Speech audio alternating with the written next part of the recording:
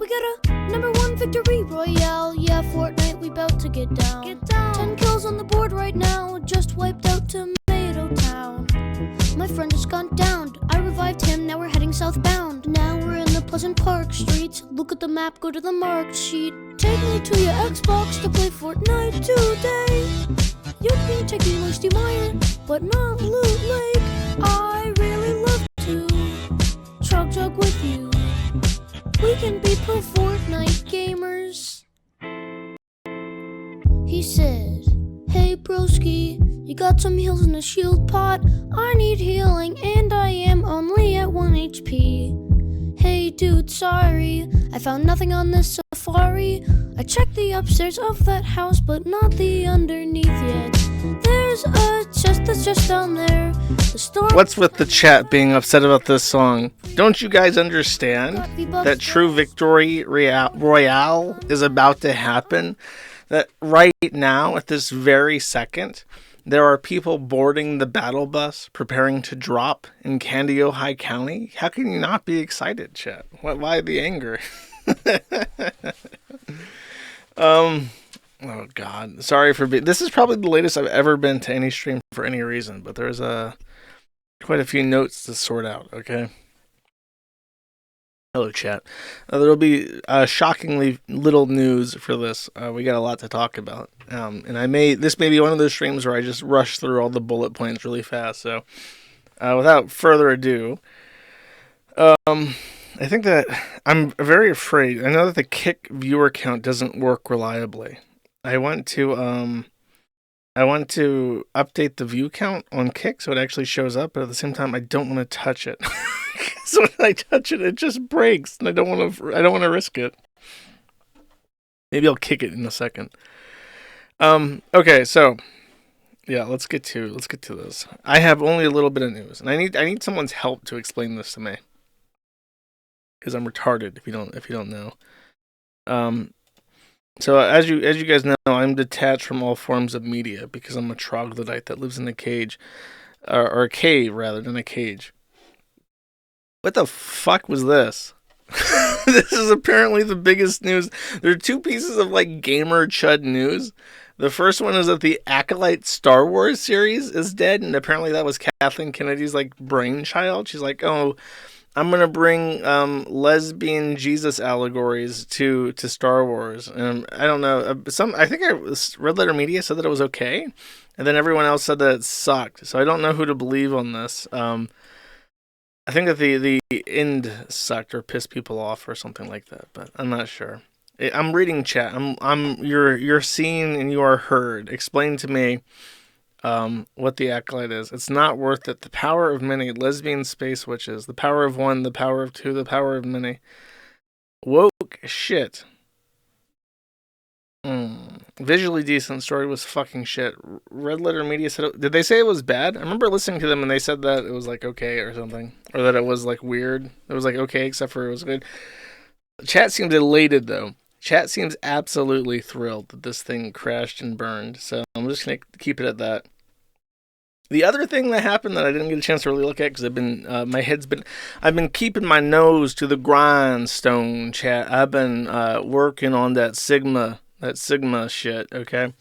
So I've been working on improving things. In fact, I should mention, since we're in the early stages of the stream, if you go to the mathathernet.com, you will see that I have actually updated the site for the first time in like 8 million years.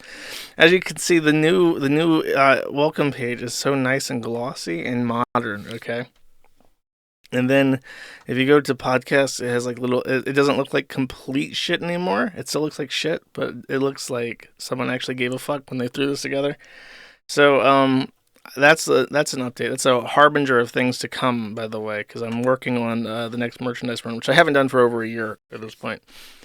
The other thing is that there's this game from China, and apparently they sold their game because Sweet Baby Inc., apparently the DEI consultancy firm that like Zoe Quinn and shit's a part of, They tried to ask the developers of this game in China if they would like to pay $7 million of extortion racket money in order to make their game less racist, even though apparently, just based off the name, Wukong is a Chinese mythological creature. He's like a god who has a stick. And if I remember correctly, the story with Wukong is that he has a stick that can grow as small or as big as it needs to be. There may be other parts of this mythology, but I remember when Monkey King got added to Dota 2, Vinny explained to me the mythology of Wukong. I remember that the main thing was that he has a stick of variable size that he controls. So they made this game, and apparently it's the most successful game in gamer history because more people are playing it concurrently on Steam than ever before. And this comes after like a flurry of articles about how it's racist or some shit because they didn't pay the DEI money. I don't know. The chuds are rising the fuck up is what I'm trying to say. Kathleen Kennedy in tears. DEI destroyed. China still winning bigly. Seems like a good day for all the chuds in the world. Next, moving right along. The report of the week, aka ReviewBrah, as he's affectionately known, a Florida man, has diligently reviewed fast food and fast food trends for almost 15 years now. He's a professional, one of the first professional food reviewers on YouTube. As a young boy, he had a dream that he would make reviews out of Monster energy drinks and shit, and then that became fast food in general. And he basically ordained the entire category of fast food reviewing on YouTube. And he got decided he was going to review a Arby's bourbon barbecue chicken sandwich. And this chicken sandwich made news, chat. He looked at it and said, "No, thank you. I'm not reviewing this. I'm not trying it. I'm not so much as even going to take a single bite of this. I'm not. I made the decision, and this is the first time in probably the 13 years, I think it's been almost 14 now, that I've been doing this YouTube channel that I looked at the item and I made the call. I'm not even taking a bite of this. I cannot. Arby's has always been shit. I have no idea how Arby's stays in business. The entire, their roast beef sandwiches look fucking terrible. I think that the only thing I ever got from Hardee's is that they have little star-shaped chicken nuggets. I remember getting that as a kid. But nothing about their restaurant has ever appealed to me. But they put out a bourbon chicken sandwich. And we'll just skip to the actual the meat of the review, as it were. Something isn't right here. And Arby's is good? Who said that? Was that? It was purple, so that has to be either PPP or Tetra Paks. Either way, that is disgraceful. I open it up and I'm thinking, all right, it looks fairly normal anyway. But I wanted to be sure. I cut it in half, and again, I don't know how this really looks from the cross-section, but now even if I were to review this, that tiny little sliver, that's your chicken fillet right there, and that's it. So you see this? PPP looks at this fucking rotten sandwich and says, Arby's is good, brah. They got chicken sandwiches and shit. Look at the hatred. ReviewBrah has a continuous poker face, but as he gazes upon this sandwich, he is filled with disgust and contempt for the service worker who gave this to him. Is sad, and then all the other stuff is like onions and stuff, but that tiny little sliver is that's all your chicken, which is, again, pretty sad to see for a chicken sandwich. But where I drew the line is after I cut it in half, because something, again, didn't smell right, and it just smells like rotten. That's all that I could say, and I'm just saying what it smells like, alright? I'm not saying that I know for sure that that's what it is, or that it's just actually really old, or expired, or whatever, All I can say is what it smells like, and it does not smell good. It's got like this garbage smell to it. These motherfuckers at Arby's is feeding ReviewBrah rotten chicken. And this motherfucker still won't review Whataburger, which is objectively the best fast food in the United States. It's unbelievable. It's disgraceful, Chad, is what it is.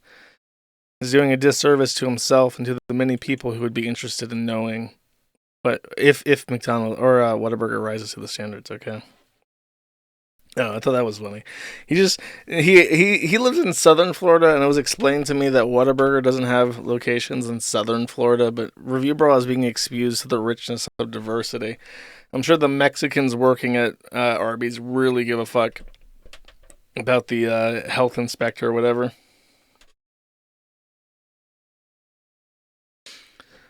PPP.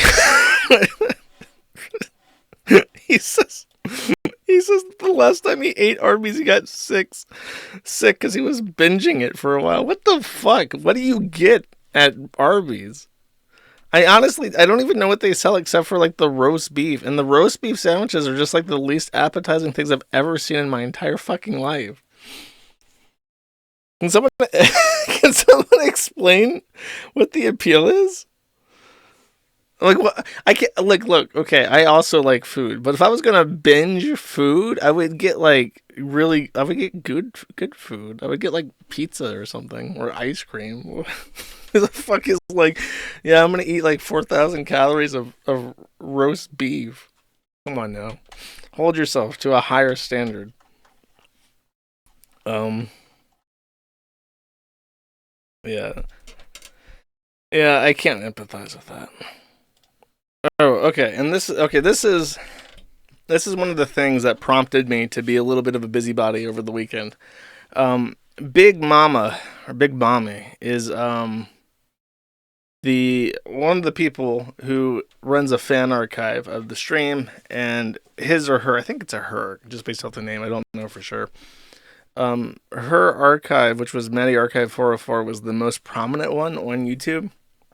I have never bothered to maintain a YouTube archive after, like, my third or fourth channel got nuked. I can't help myself. I swear too much. I say too many racial slurs. I say things that sound violent, even though I only speak with peace and love in my heart.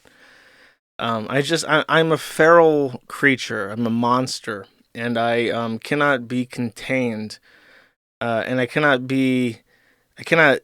exist on real social media anymore. Even on Elon Musk's X, I get on there and I say, Boomer, you gotta die. We're all just sitting here counting down the seconds on our watches on our smartphones, waiting for you to drop fucking dead. And then she's like, oh, how ghastly. How dare you say this to me? And I get reported to Elon, and I'm banned like fucking 6 months later for it.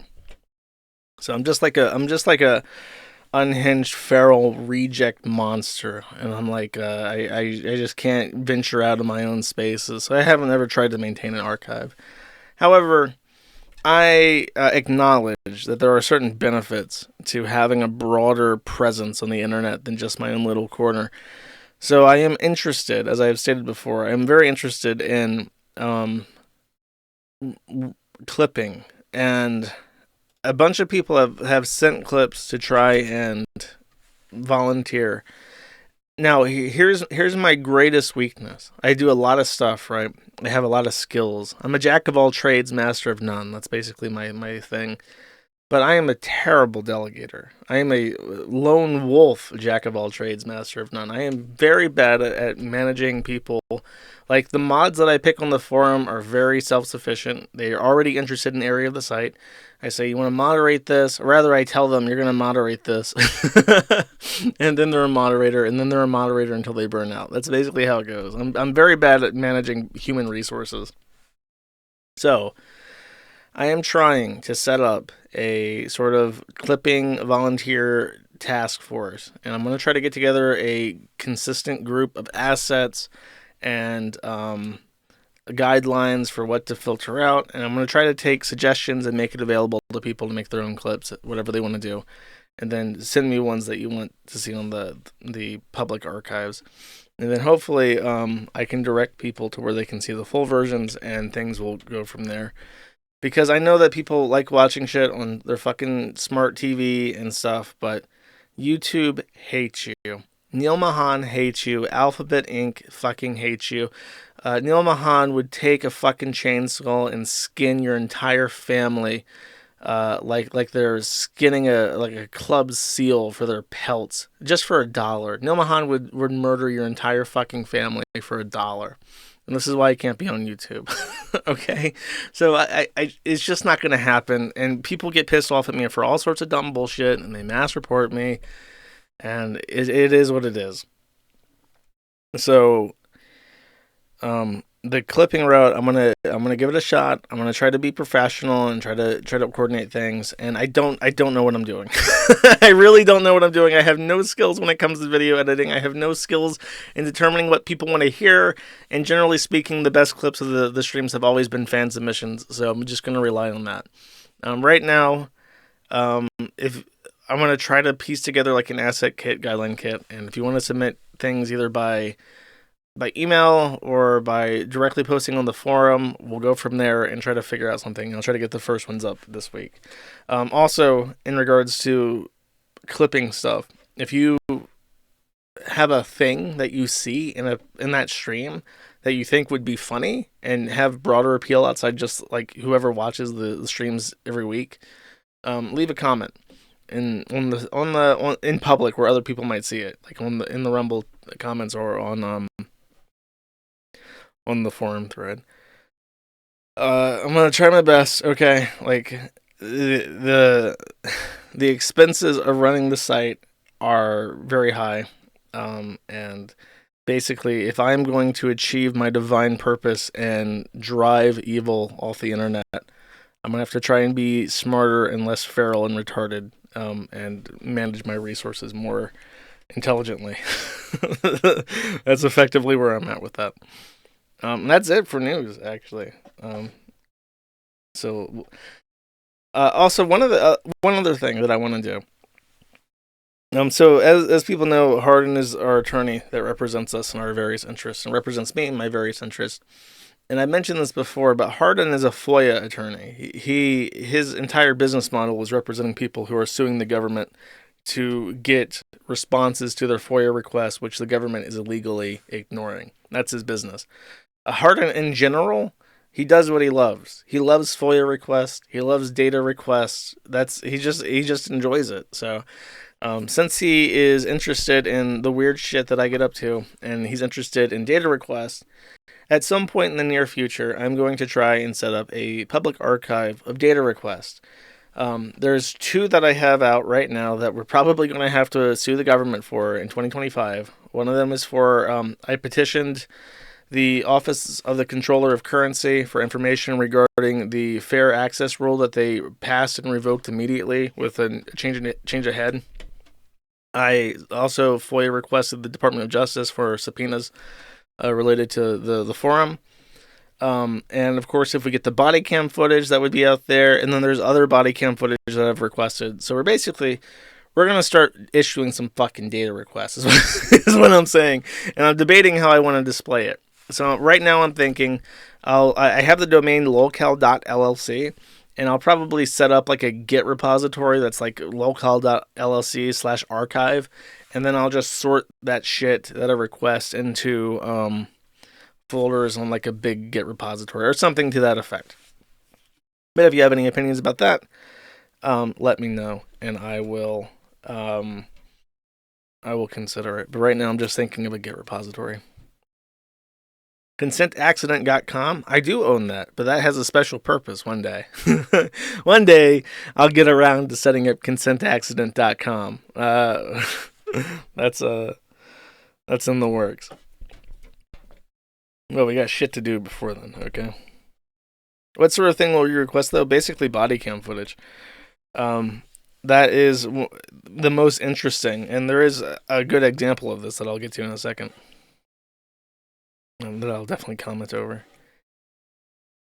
Okay, so true news. Let's start with Gruffin.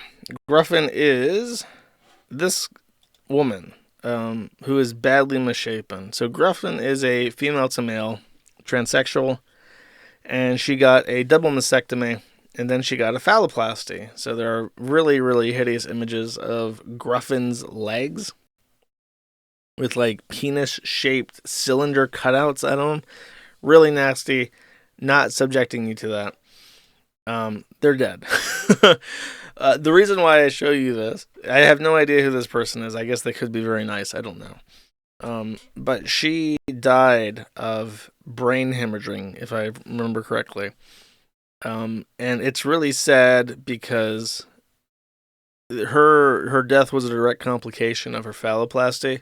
She got an infection. Her kidneys failed, I believed. She went into the hospital for like dialysis, and then she had bleeding into her brain, and she died. As her obituary says, Griffin Sean Severett, 24, so 24 years old and dead because of their gender reassignment surgery, their life-saving phalloplasty. Woonsocket, Rhode Island. What the fuck is with Rhode Island? I can't name a single person from Rhode Island that I would trust. You got Kingle, you got the incest family, the Thorpes out there in the woods fucking each other. You got this weirdo. Is there anyone normal in Rhode Island? Why the fuck is that a state? Can we just like get rid of it? Come the fuck on. Sam Hyde is from... Dude, nuke it. Look, we gotta just take the risk. We gotta get rid of it. I thought he was from Massachusetts, not Rhode Island. I didn't know that. Anyways, died in UMass Memorial Medical Center, the university campus, surrounded by his loving family. He leaves his parents, and his wife. Paternal grandma, blah, blah, blah, had a deep love for music and video games. His passion extended to collecting Funko Pop figurines. Wow, he's like a real boy. Yay, I'm a man-child. Dude, the vinyl figurines. Dude, the video games. Dude, I'm a dude. His love extended deeply to his family, especially his cherished son. Oh, God, she gave birth before she died. And pet dragon Randall. I'm assuming that's a bearded dragon. Their bond was a source of joy and comfort in his life.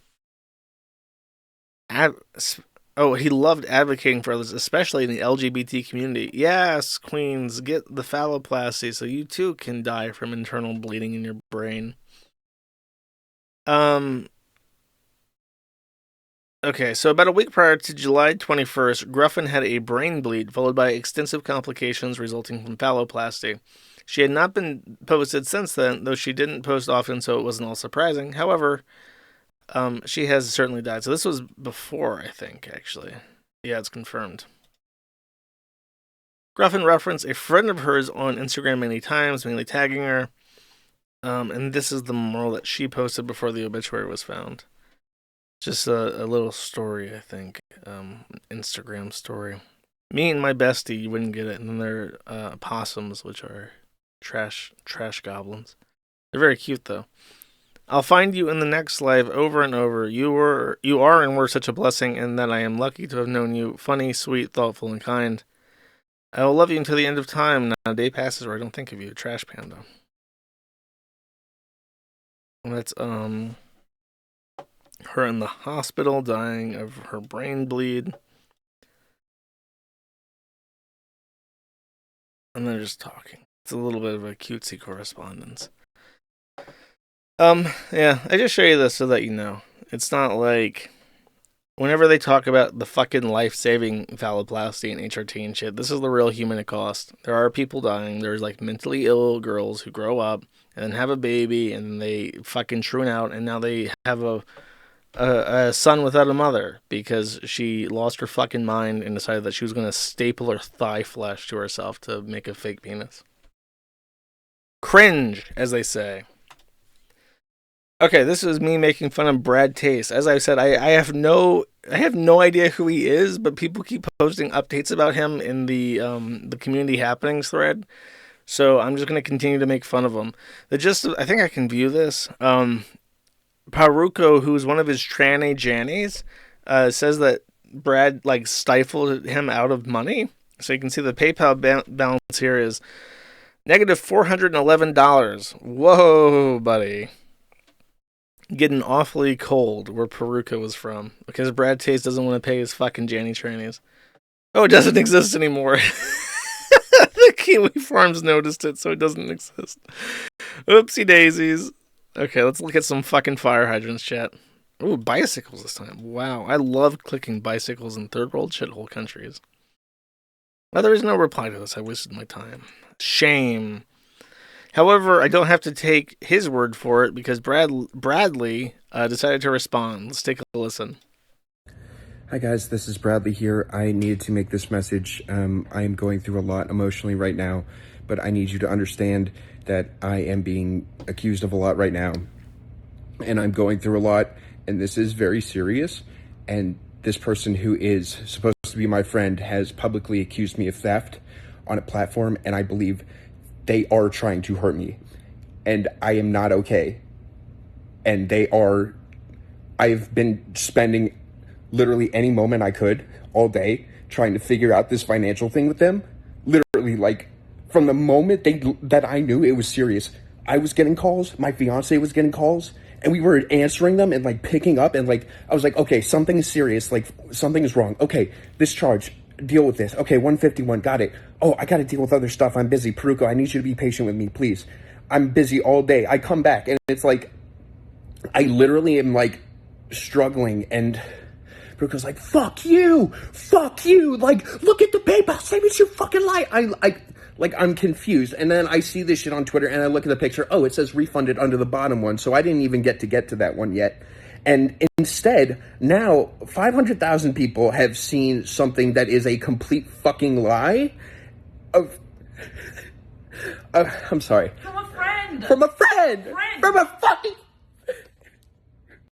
Oof, Matt, cringe. He's with his wife and he's having this emotional breakdown, and she doesn't say, like, hey, Brad, you're embarrassing us by acting like a huge faggot on camera. That's kind of cringe. Maybe it was her idea. Hey, if you cry on camera, you'll look better. Imagine getting felted by a fucking tranny. Cringe. Do you think he hates trannies yet? I don't think so. I don't think people like this are capable of learning. He hasn't gotten to the point, he'll never get to the point where he's like, these mentally ill men in dresses sure are more trouble than they're worth. Just never gets to there. He's just like, oh, well, I'm such a good person. Why don't they understand me? Why don't they sympathize for me? When it's only 400 Canadian dollars. How many Arby's roast beef sandwiches is that? Like 5? Just go pick up fucking cans on the side of the road by the highway for like an hour. You'll have enough money to buy, just to sell aluminum for 400 Canadian dollars. Ain't that fucking much? Uh-oh, we got a rabbi. Rabbi, you gotta go. Sorry, Rabbi. Oh, he's already gone. I didn't even get to ban him. Judah Chu fucking saw the rabbi and was like, I'm gonna kick that motherfucker out real quick. Arby's used to be 5 for $5. Ain't now. Cost of living crisis. Now you gotta get 411. That tranny needs 411 Canadian dollars so that he can afford his 5 roast beef sandwiches. Okay, I'm gonna take a risk here. I have no idea who this guy is. This is apparently a tranny that goes by Cindy, but his name is Game Show Gumbo, the Game Show Garbage, or Robert Ziedelman, who now goes by Cindy Ziedelman. I have fucking no clue what he does, but I see this beautiful woman's face, and I think, I have to hear his story. I have to know her story, and I need to know more. So I'm going in on this raw. This could be a complete bomb, but I'm gonna hear him out or her out because she's a beautiful woman. I'm gonna have to. I think that what happens is that she ghosted her channel, and this is her first appearance in a while. So we're gonna get some excuses. Where's the fucking content at, Cindy? Hello, everyone. Now this is a happy person. When you get that shot of a room and it's just like beige walls, toys fucking everywhere, the mandatory bookcase that's filled with nothing but either like video games or anime DVDs, this is the room of a healthy, well-adjusted person who's very happy. Let's see what she has to say, chat. This is Cindy Seidelman, and I just want to give you all a little bit of an update as what's been going on with the YouTube channel and some other stuff that's going to be happening over the next couple of months. For starters, the reason why you haven't seen many new videos, especially on the weekends, is twofold.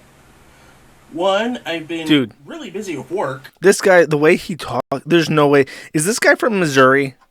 If he's from Missouri, there is a 100% chance that this person is genetically related to Lotex. Where is he from? Washington. Uh-oh. Was Lotex born in Washington? Game show garbage. That's even like similar to the gaming garbage thing that that Lotex was doing. I'm tripping real hard. This guy has to be from Missouri. Hold up, let me look. This is for my eyes only, chat. Washington. I can't believe that. He's definitely from Missouri.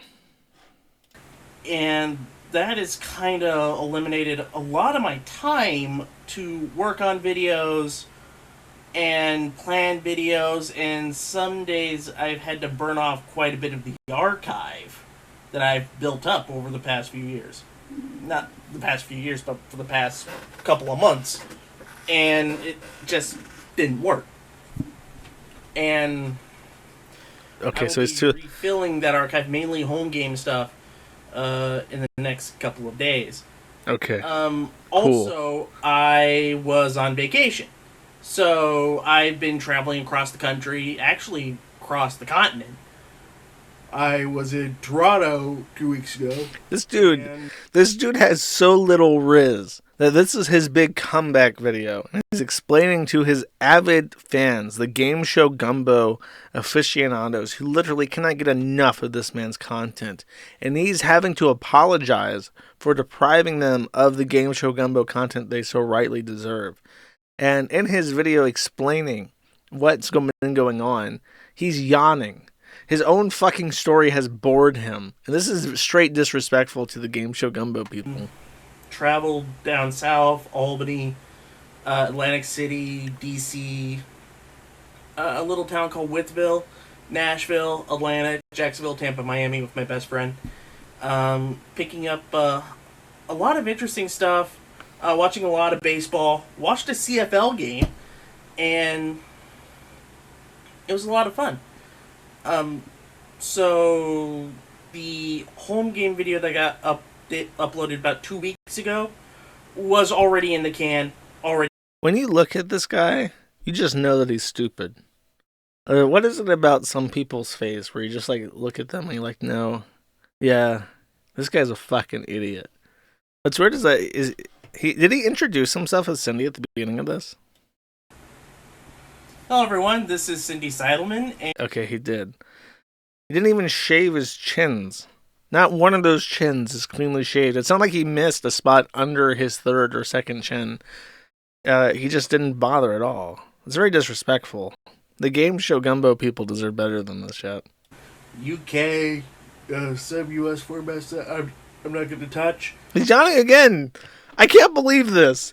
I clicked on this video hoping that Cindy would dazzle my audience with amazing entertainment. And instead I get a fat man yawning at his own fucking story. I know listening to people talk about their travels is usually fucking boring, but usually they're at least excited about it. This is disrespectful, chat. I'm sorry. I apologize. Cindy has let me down. That bastard.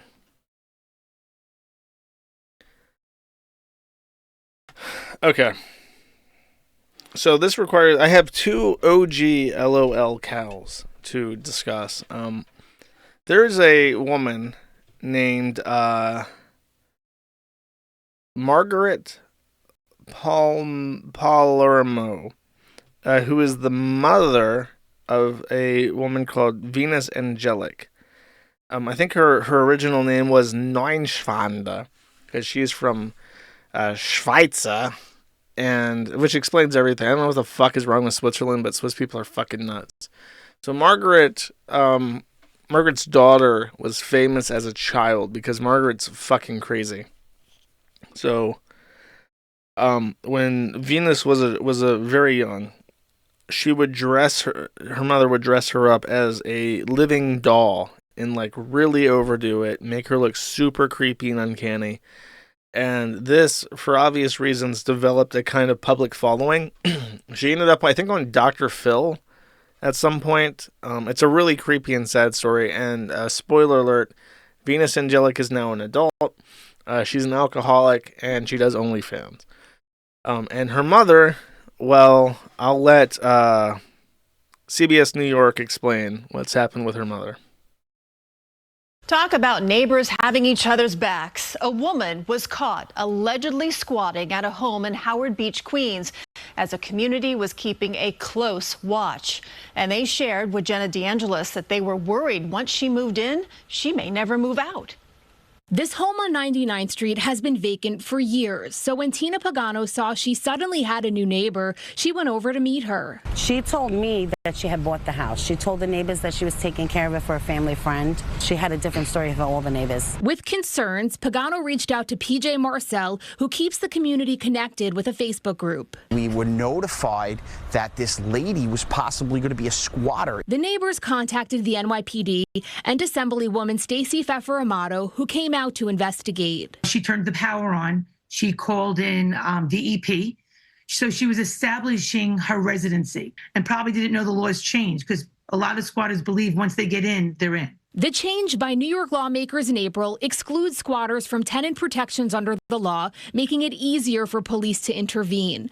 The Assemblywoman was able to connect with the actual family that owns the home. It was such like a brazen move. Christopher Holmes of California says his mother passed away, leaving the home to him and his aunt, who is now in assisted living. What happened wasn't like a chance thing. It was somebody that had researched, knew about my family history. The NYPD arrested 49-year-old Laurel Bay at the home on July 18th.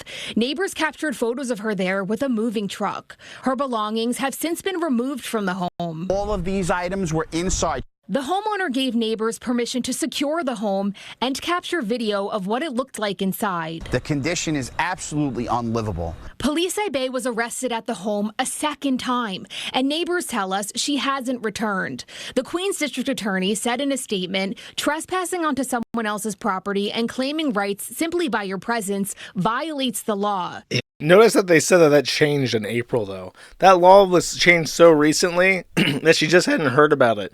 Up until then, in New York City, you could literally just walk into an abandoned home, and I guess the rule is that if you take a shit there, it's now your house. It's the poop and home turf rule. If you can take a shit in that toilet, that's your house now. And I guess a Jewish person got burned by this policy, so they changed it just this fucking year. So, that's the, there's a picture to confirm that it's her. So, that's the story. An insane woman from Switzerland dressed her daughter up like a doll, and now she's an alcoholic prostitute on the internet. And she is homeless and looking for a toilet to poop in, to claim home turf. Just desserts, I guess. I don't know. Kind of fucked up that her daughter didn't manage to self-correct, but it's pretty hard to get out of that kind of situation. Then, now, there is a old school lolcow named Christopher Chan, I think. And he was actually arrested, oddly enough, for incest. I don't know if you guys heard this in 2021. Apparently it was a big deal. Now, getting body cam footage in Virginia is notoriously difficult, but Ewu, the Ewu, it's weird. I before they did anything, I remember making fun of them on the stream and said, like, I was watching true crime and I thought that Ewu was the funniest because they're really old videos. They have clips where like they are, because it was like a small channel back in the day, so they didn't know how to like do things properly. So they paid the grizzly voiced narrator guy to say, "What's new, Ewu crew?" And then they would go on to describe like a mother drowning her children in the bathtub. And I thought that was really tasteless. But they've since remedied this, and now they're like a proper production studio with millions of subscribers and tens of thousands of dollars rolling in. So they have an Ewu body cam channel, and they managed to acquire unseen. Help me, chat. I'm having a stroke. How do you say never before seen footage of Christopher Chan being arrested? And should we watch all of this? I feel like you guys have already. Okay, I'll skip ahead. I've watched through this. It's actually very funny. I'll play a little bit of it, and then I will show you 2 parts that are particularly interesting. Everybody else in the room? Wait, yes. A spectacle in the parking lot of a Regency Inn hotel. The focus of the unexpected attention was internet personality known as Chris Chan. Thanks for the arrow. I wouldn't have fucking guessed. That's the internet personality. Footage was obtained and first never before seen footage. Damn, I got it right on my 8th try too. Released by Ewu, and reveals a behind-the-scenes look at the day that took thousands of online observers by storm. What the heck is going on right now? It's the most wild call for service I've ever been on. As officers with the Henrico County Police Department cautiously approached the... Okay, so Henrico County was the one that responded to Chris because he had left the area. I actually asked Hardin, because if you don't...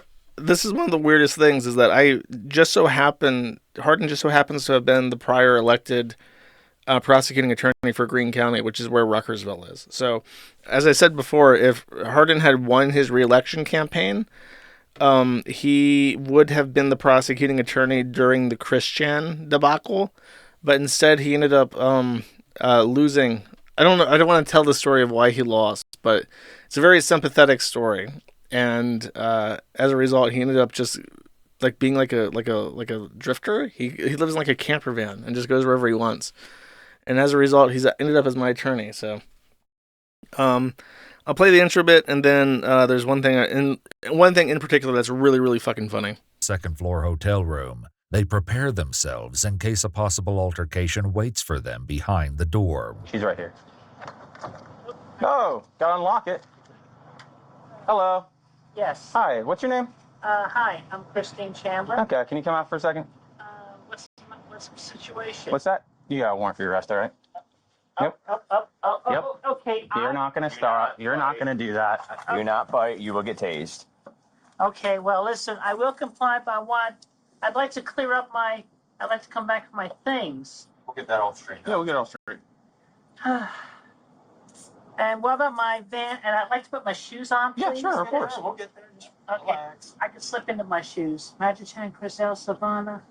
While these words may seem insignificant to the officers, they carry a profound significance for Chris, which will be explained later.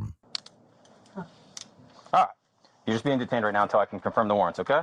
Okay, just hang tight. The officers have received reports of some very disturbing allegations against Chris, but nothing prepares them for the events that are about to unfold. Sit down right here. Okay, I will sit down. Okay. Where are your shoes? Right here? Right over there. Is there anyone else in the room with you? Is there anybody else in the room? Spirit, well, interdimensionally, you can't tangibly see them. A physical person. Is there a physical person in the room with you? Originating from this universe, no. Okay, good. I need to stand with my shoes on. I'm gonna have an easier time doing it this way. I am complying, and that's my son. That's my set of keys over there. Your keys to your car? Keys to the van, and yeah, my wallet's in my bag over there, the brown bag. What, this bag? Yes. Can I look in it? And you grab something. Oh, that's one of my rings. I know. Can I look through? Can I get your bag out of your? I have nothing to hide. Go ahead and look through everything that's in the room. Go ahead and look at everything that's in the room. Go ahead. You have my permission. Okay. Just slip them on. They're going to give you flip-flops when you get down to the jail. Okay, well, I identify as female, and I would appreciate if I was respected as such. It even says so on my driver's license, female. Okay, that's fine. Just making sure. As one officer searches through Chris's belongings, he quickly makes an interesting discovery. I really appreciate how all the cops have like that. They have like this weird squeaky voice when they reply to him, because they're trying to be really nice, and to the point where they're a circuit phrase, and they go, "Okay, yeah, you're a woman." Where's your wallet at? Oh, don't come over here. It's the duct tape. The duct tape. Wait, what did he say? Oh, Don't come over here. One more time, chat. One more time. Makes an interesting discovery. Where's your wallet at? Oh. Don't come over here. It's a duct tape. I don't know what region it is, but it appears to be an accent, chat. The duct tape wallet. Okay. On the outside? Here it is. Yeah. Okay. All right, just grab a seat. Okay. No, grab a seat right there for me. Oh, my bad. You want all this to go with you? Like your wallet? Or you just want your ID to go with you and your cell phone? Yeah. Okay. There's one thing I want to show. He's already said all the funny stuff real quick, and then why is that not in the fucking transcript? God damn it!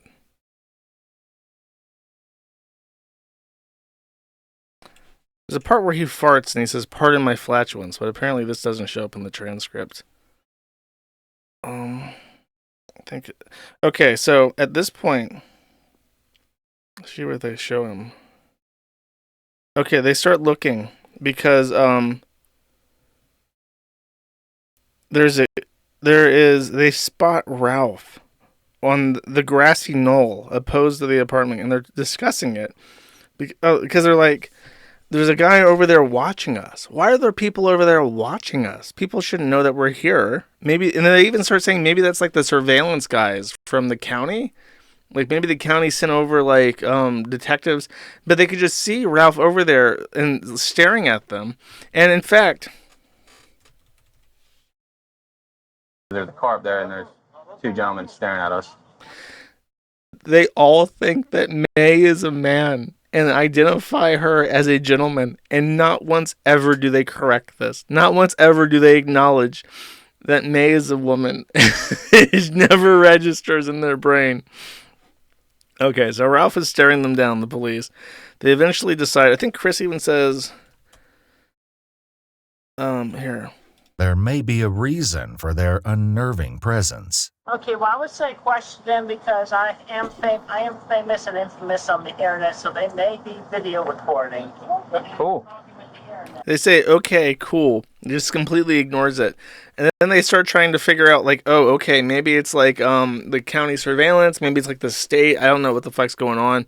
But they're just standing there, so I guess we should just take our chance and walk. And then I think as soon as they leave with Chris out the door... Yeah, see, they're like deliberating for like 6 minutes. Like, what the fuck do we do? And at this point, they walk him out. Very well. All right, head on that this way. I'm going to stay recording while we get to the vehicles in case these people address us. Okay. You don't know any of these people? I do not know those people, and Okay. Yeah, those are trolls. They're following me from the internet. Do not record this. See? Don't. Followers. I think it's real. Oh my God, what is this? The cops have just realized that the insane schizophrenic person they were arresting that was calling themselves God and Magic Chan was right, and they are in fact famous and infamous on the internet. What's up, man? What is happening right now?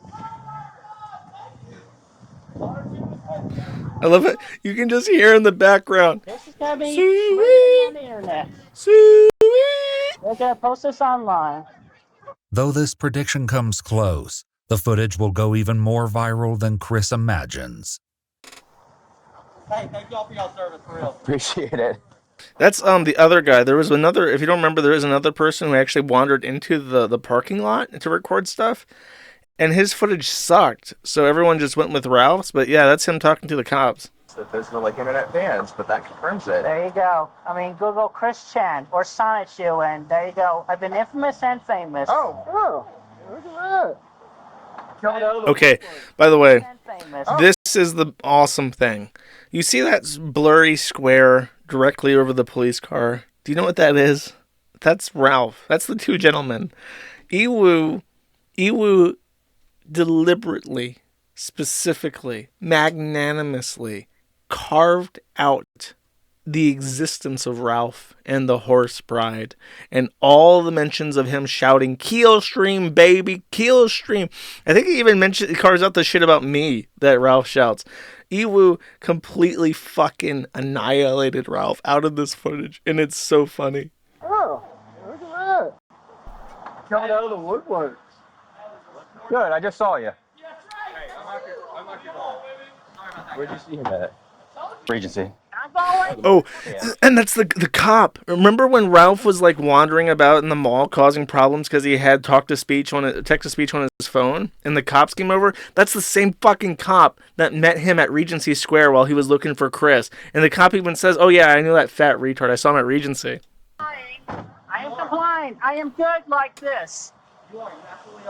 And I am Chris Sansachu, your goddess blue heart, and I continue to stand strong, and I maintain everything with Quickville and my side shoes and road shoes and everybody. You're lost about 3,000 people right now, Houston.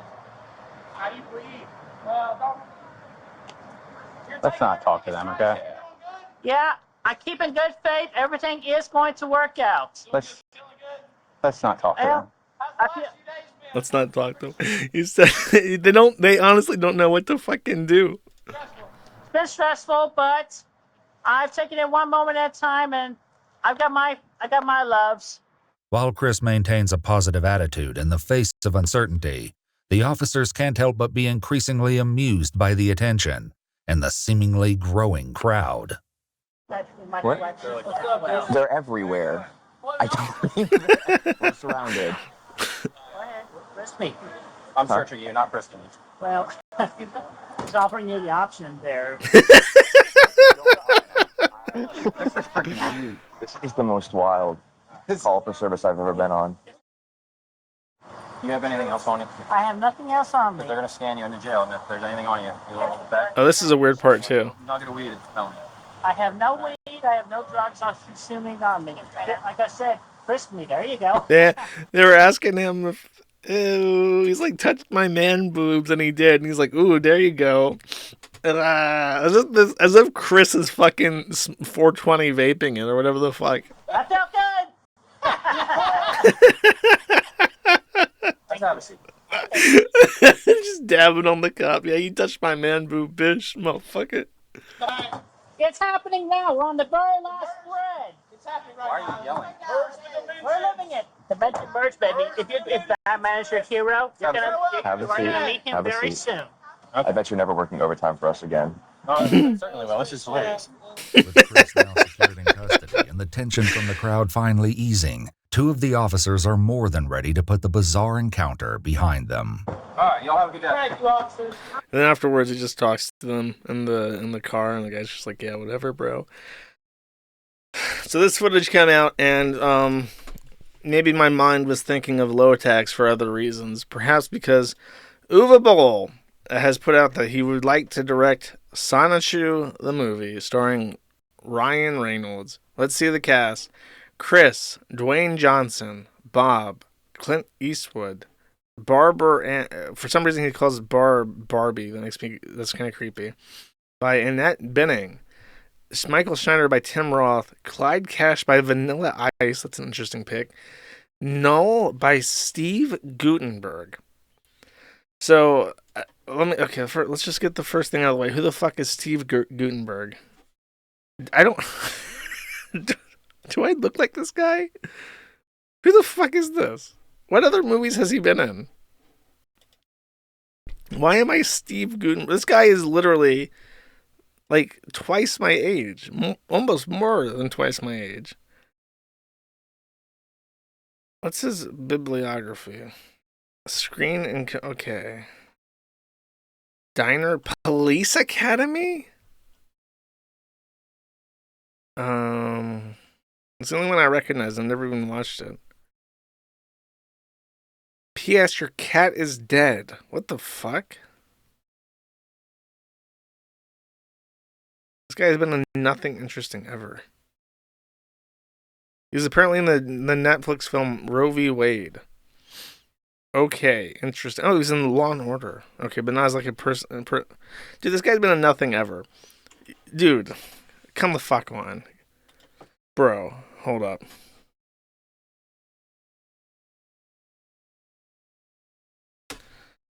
Much better. Come on. How it's like Dead Ringer, basically. All right. If I was British and fucked horses and had been molested as a child for a child actor role, come on. Can Uwe Boll not afford Daniel Radcliffe? It's much closer, at least. All right, I don't want to get beat up by Uwe Boll. I think Uwe Boll becomes more powerful the more form administrator spines he snaps. So I gotta be fucking careful. If he thinks that Steve Guttenberg is the better choice here for casting me, I guess I have to go along with it. I throw my vote in for Daniel Radcliffe. I would love to see his performance. Okay. There's some reactions to Taylor Lorenz, by the way, as I desperately try to move on and avoid the boxing king Uwe Boll. The what's the word for lion in German? The Deutsche Löwe, as it were. I will let's see. So if you don't remember, Taylor Lorenz, the doxing person from Washington Post, was in trouble because she attended a Biden conference and took a selfie and put some kind of like it's called him a war criminal because of the war in Palestine. So Libs of TikTok rubs her hands together very vigorously and says, "Holy shit. Taylor Lorenz claimed the picture of her calling Biden a war criminal was edited. Turns out it's not edited, and NPR obtained the actual post and got confirmation from 4 different people that it's real. You can't make this up." Taylor Lorenz posted this photo calling Biden a war criminal. She then claimed that it was edited and faked. NPR confirmed it. Yeah, I just read that. Tay-Tay just straight up lying again. Is anyone surprised? Why does WAPO keep her employed? I mean, since when is Biden not a war criminal? I guess Libs of TikTok is Jewish, so she supports. She really, by the way, I had to unfollow her when I had my Twitter account still because it's just nonstop fucking Israel shit these days. Nate Silver also rubs his hands together in glee and says, "I know I'm hard on misinformation reporters like Lorenz, but it's for a good reason. This is really bad. Not the anti-Biden message, which whatever, but lying about it and trying to pass it off as misinformation according to these several sources." That's actually a good point. How you're going to be specifically a misinformation correspondent who goes out and harasses people in real life and writes shitty articles about the Kiwi farms, and then you're going to just lie and spread misinformation to cover your own ass? It's kind of like you're a fucking hypocrite. Palmer Lucky, who I don't know, says, "Just sharing this again so WAPO can't pretend Taylor Lorenz telling lies in a professional capacity, some sort of one-time deal. Tell didn't read, she lied, and then she blocked me." I'll skip that. I don't give a fuck. I know she's a liar. I can look at her and I can sniff her and go, she smells like a liar. She smells like brie and lies. Era Tufania says, I'm glad the world knows what a piece of shit Taylor Lorenz is. Finally, she was able to deplatform and cancel me at the peak of cancel culture in the height of her career. She's a lying, toxic, mentally deranged person that should be avoided. I'm sure she'll eventually pull the plug on herself. Is that the magic expression? Do I have to say pull the plug? I'm waiting for boomers to pull the plug on themselves. What can I say? There's a lot of people we got to pull plugs on. We got to pull 6 million plugs. Had me falsely. Taylor Lorenz had this guy, Aria, falsely investigated by the Department of Justice in the Southern District of New York. That's interesting. I only get investigated by the Northern District of New York. There's a mountain of evidence about her being a terrible person and a hack journalist. That's true. I agree with this statement. I don't give a fuck with these attachments. I want to get to the good part. Jackie Singh, the hero, Patrick's knight in poo-colored armor.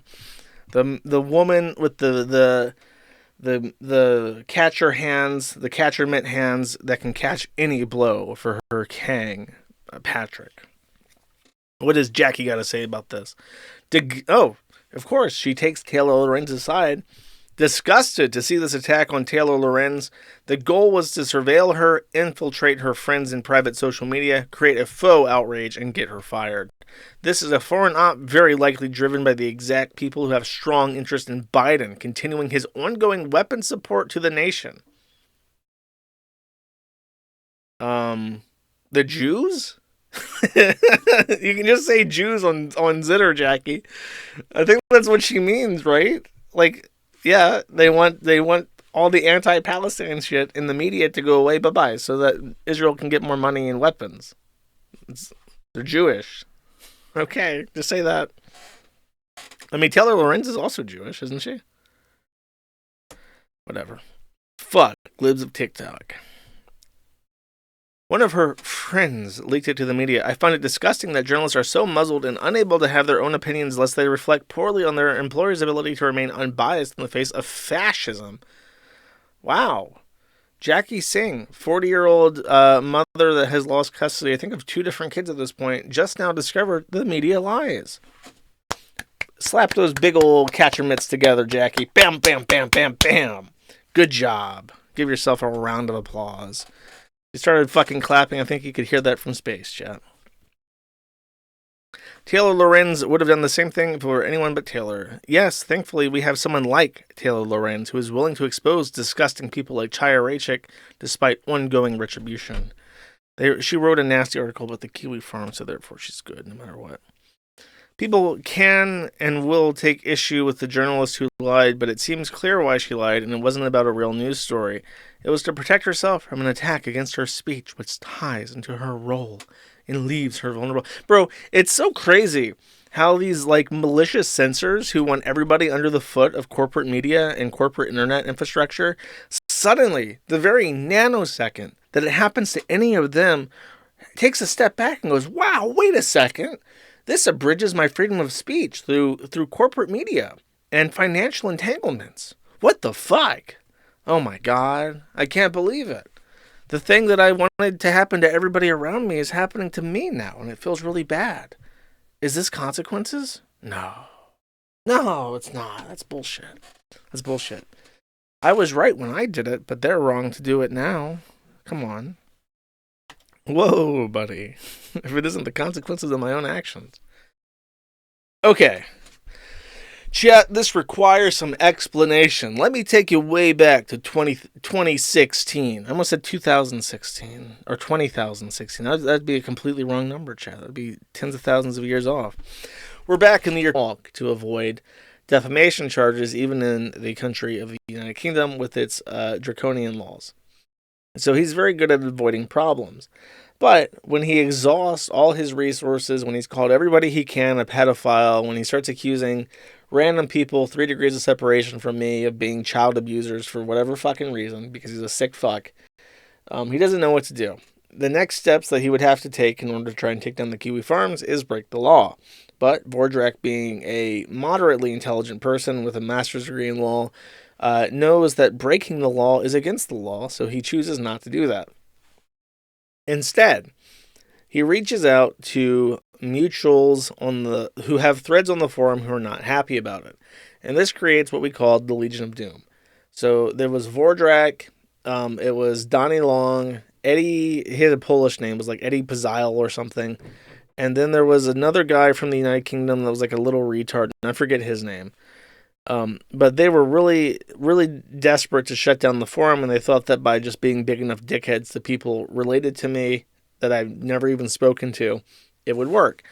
Donny Long was by far the most dangerous and persistent of all those people, even including Vordrak. Donny is like a Tasmanian devil. That's the closest thing that I can describe him to.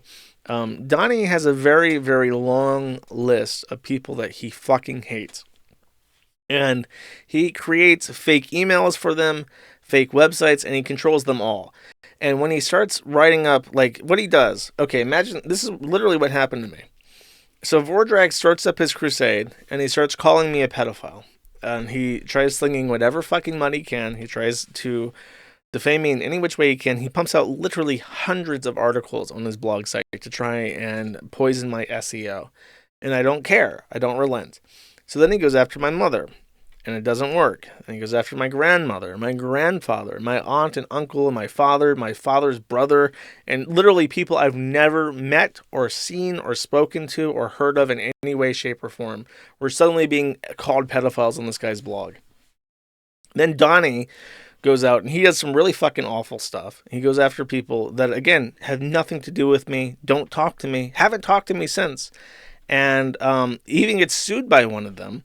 And that is kind of the beginning of the end of the Vordrak arc. Because what happens is that when he got sued by someone in my family, Donny said, look, I know he didn't want to deal with it. So he said, look, I've got... And the person that sued him figured out how to service him. He was in hiding and nobody knew where he was. But there's ways to service people even if they're in hiding. And when the lawsuit got serviced correctly, he took notice of that and said, look, if you'll drop the suit, I'll give you all the evidence of who's really doing this and whose ideas this are. And he proves that it's Sam. And this person in my family goes after Sam in England and hires, I always forget the name of this, but it's like a big dick. It's one of like the highest, most important defamation law firms in the United Kingdom. Very fucking expensive. Sam actually tried to join their law firm, because in the UK, in order to become a proper solicitor, you have to be interned at a firm.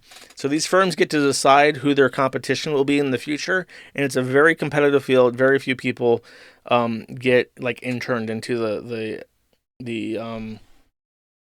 into the system. So he'll never ever be an actual solicitor in the UK because he is a fucking lunatic. But he really tried to suck ass and get into this group of people. And then when my family ended up suing him, they hired this group. So he has no in there now. But eventually, I think Sam settled with them, took down all the articles about those people, but not my mom. Because when this, to give you an idea of how fucking cruel people in my family are, and then people wonder, like, Josh, don't you care? And it's like, well, when they blame my mom for this. So when Sam took down all his articles, the person that sued him had no clause whatsoever that the ones about my mom go down. So those are still up to this day because they McLaughlin sounds close. I'm not sure though. So those are still up. Then I made a deal with Eddie, and when I made this deal, and remember this was like 10 years ago almost, I think. I did not expect him to agree, and I didn't expect him to actually hold up his end of the deal. Carter Ruck, that is correct. That's the one, Carter Ruck. That's the one that they hired to sue him, and that was the one that Vordrak brown-nosed real fucking hard. Like, he was tongue deep in that butthole for Carter Ruck. And let's see. I told him, I said, I would delete your thread and I'll keep it down as long as you, A, give me all your email exchanges with Sam, and B, you fuck off. And he did. So I never expected that. And at this time, I was, for whatever reason, just coincidentally at the same time Vordrak was doing all this shit, I kept getting swatted. And when I say swatted, I mean the FBI would come to my house and be like, we got a bomb threat from your email servers. This happened like 3 times. I've told this story before. I told it on the Internet Jute stream. If you're interested in like old Kiwi Farms deplatforming crazy shit, go listen to that stream because that was before all the tranny stuff. But when this happened, it happened 3 times. The first time there was a bomb threat to my school that I had graduated from or left. Actually, I left. I did not graduate from that school. But he knew where I was from, so he sent a bomb threat to my school pretending to be me. I got detained by the FBI in Pensacola for that. I explained that it was an internet thing. I didn't do anything. I gave them the logs that they asked for, and it was all from Tor, so there was nothing to be held on. The second time And the first time that it happened, the news talked about it, and I also talked about it, and then Sam republished it, and he even threw in a little line about how the sheriff better be careful because as long as the Josh Moon vermin is in Pensacola, this will continue to happen. So the second time it happened, I got a door knock, and I just said, look, it's probably the same guy doing the same thing. So they said they were kind of irritated, you could tell. And they said, one guy even asked me, like, what do you get out of this? You get, like, money or something? And I was like, no. It was like, so why do you do it? And he's like, well, I believe in internet freedom. And he's like, okay, whatever. And left. And I didn't, this time I had the wise idea, I'm not going to talk about it. And because it was a repeat, the news didn't run with it. There was no mention about it, no publicity statement, and I didn't talk about it. So Sammy, allegedly, probably, based off my suspicions, threw in this bomb threat and didn't get anything out of it. So then the third time that it happened, he targeted a bunch of hospitals. And also, he sent in an email to, like, a bunch of different hospitals and law enforcement, and then also CC'd in his Witchfinder General email address as, like, a list of, like, as, like, one of the reporters this mysterious stranger was sending this bomb threat to. So then Vordrag had a copy of the email so he could publish an article and say, wow, I got sent this threatening email. So after that, I knew the FBI would visit again. This time I was living in Buffalo because I had been successfully driven away from Pensacola. And this was, by the way, the flight that cost me 100 Ethereum that I sold at $11 each. So I was in Buffalo at the time, and I expected the FBI. So I printed out all of Eddie's emails or all of Donnie's emails from Sam, and I printed out, like, this entire, like, 100-page dossier. And the FBI visited me, and this is why I mentioned that I had only been investigated by the Northern District or the Buffalo District of New York FBI. They came to my house and were like, do you know anything about this threat? And I gave them a fucking manila envelope with 100 pages of shit from Sam. I said, it's Samuel Collingwood Smith. He lives at this address in Hertfordshire, England. He's been doing this for 3 fucking years. And after that, it stopped. He's been super fucking tame. So whatever they did after that, it worked. He's been pretty chill since then. I guess maybe their counterparts spoke to him about the fucking bomb threats that kept happening. And they actually got something done. So congratulations, Department of Justice. I can't hate you too much. So that's the Donny Long story, basically. He's a psycho. This guy is, genuinely one of the most dangerous people that I've ever encountered. Like, he is a fucking lunatic. And I am shocked that it took this fucking long. Let's read his charges, by the way. I mentioned that he's a porn star. And when I say porn star, what I mean is he has an Asian wife that he has sex with and puts the videos on the internet and then calls himself, like, a hotshot porn star. When really he's just, like, having sex with, like, mail-order brides in shitty rooms. And I think that actually they probably weren't with him consensually based on his charges. Let's read, chat. Extortion or threaten another person. Harassment of judge or assistant. Coercion or intimidation. Financial benefit from forced labor. That's a fucking slavery charge. He got hit with human trafficking. So I bet you his Asian wife that he's been doing sex videos with all these years was not with him consensually, and he is basically a slaver. Tamper with or withhold testimony. Cyber intimidate or threaten harassment. Yeah, fucking tell me about it. Follow, harass, cyber stalk another. Yeah, fucking tell me about it. Cyber intimidate, threaten, harass. Follow, harass, cyber. So that's 4 different charges just related to cyber stalking. And then let's take a look. I looked this up, and I don't know if it's below here. It's not. So these charges right here, you can see that they were all filed in November okay, so he got arrested several times. They booked him originally in November and then again in December for, so this was for threatening the judge and from the slavery charge. Then he tampered and withheld testimony. Then he got out again and then went online and harassed a bunch of people. And then 3 months later in February of this year, he gets hit with threatening a public servant. So they let him out 3 different times, and each time he threatened a different judge. And he was let out on like $75,000 bond the first 3 times, and now he's being held without bond. So he's stuck in jail. And I already have Hardin on this. They're refusing to release the body cam footage to us, even though Florida has wide open, it's called the Sunshine Law. They have wide open public record laws. They're refusing to because he's being prosecuted by a special prosecutor because he has threatened every judge and every prosecutor in the entire county, and they're having to get a visiting judge and a special prosecutor from a different jurisdiction to litigate it because there's a conflict of interest with every single member of public official in the entire fucking county. That's how fucked up it is, and they don't want to release the footage because they don't know if it would cause another conflict of interest to fuck up the prosecution.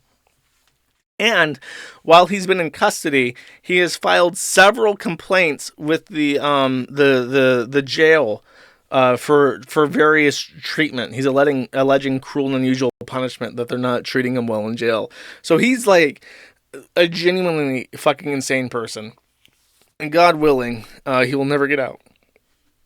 Because it's just like, and it's this is the crazy thing. Why does it always get to this? Why do we have to wait fucking years and years and years for this guy to do the insane shit that he is before it happens? Like, he's just been in Florida being a fucking menace, suing people pro se. He ran for governor of Florida. There's a new thread for him, by the way, if you want to go find it in the Prospering Grounds. He's been doing all sorts of shit for fucking years, and we let it get this bad before the government finally fucking crushed him. Why do people like Liz Fong Jones and Russell Greer and Acer Thorne and Donny Long get to just run around and do whatever the fuck they want and ruin people's lives for decades before someone does something? The government needs like a dedicated pest control task force to just round people up like this and throw them in the and unplug them early, unplug themselves early. Understand, chat? Yeah. Fuck this guy. I can't wait for the body cam footage. They denied us. Hardin says that their denial is stupid and it's against the law. But as I mentioned, if you want to protest that kind of thing, you got to sue. So we don't want to sue them. We're going to be nice and try to. Here's the thing about Hardin. Here's what I love about him. He has Riz. He is a very polite, professional, and he has got like a little bit of a country. I think he's like from Kentucky, so he's got like a Kentucky country boy accent. He's got the Riz.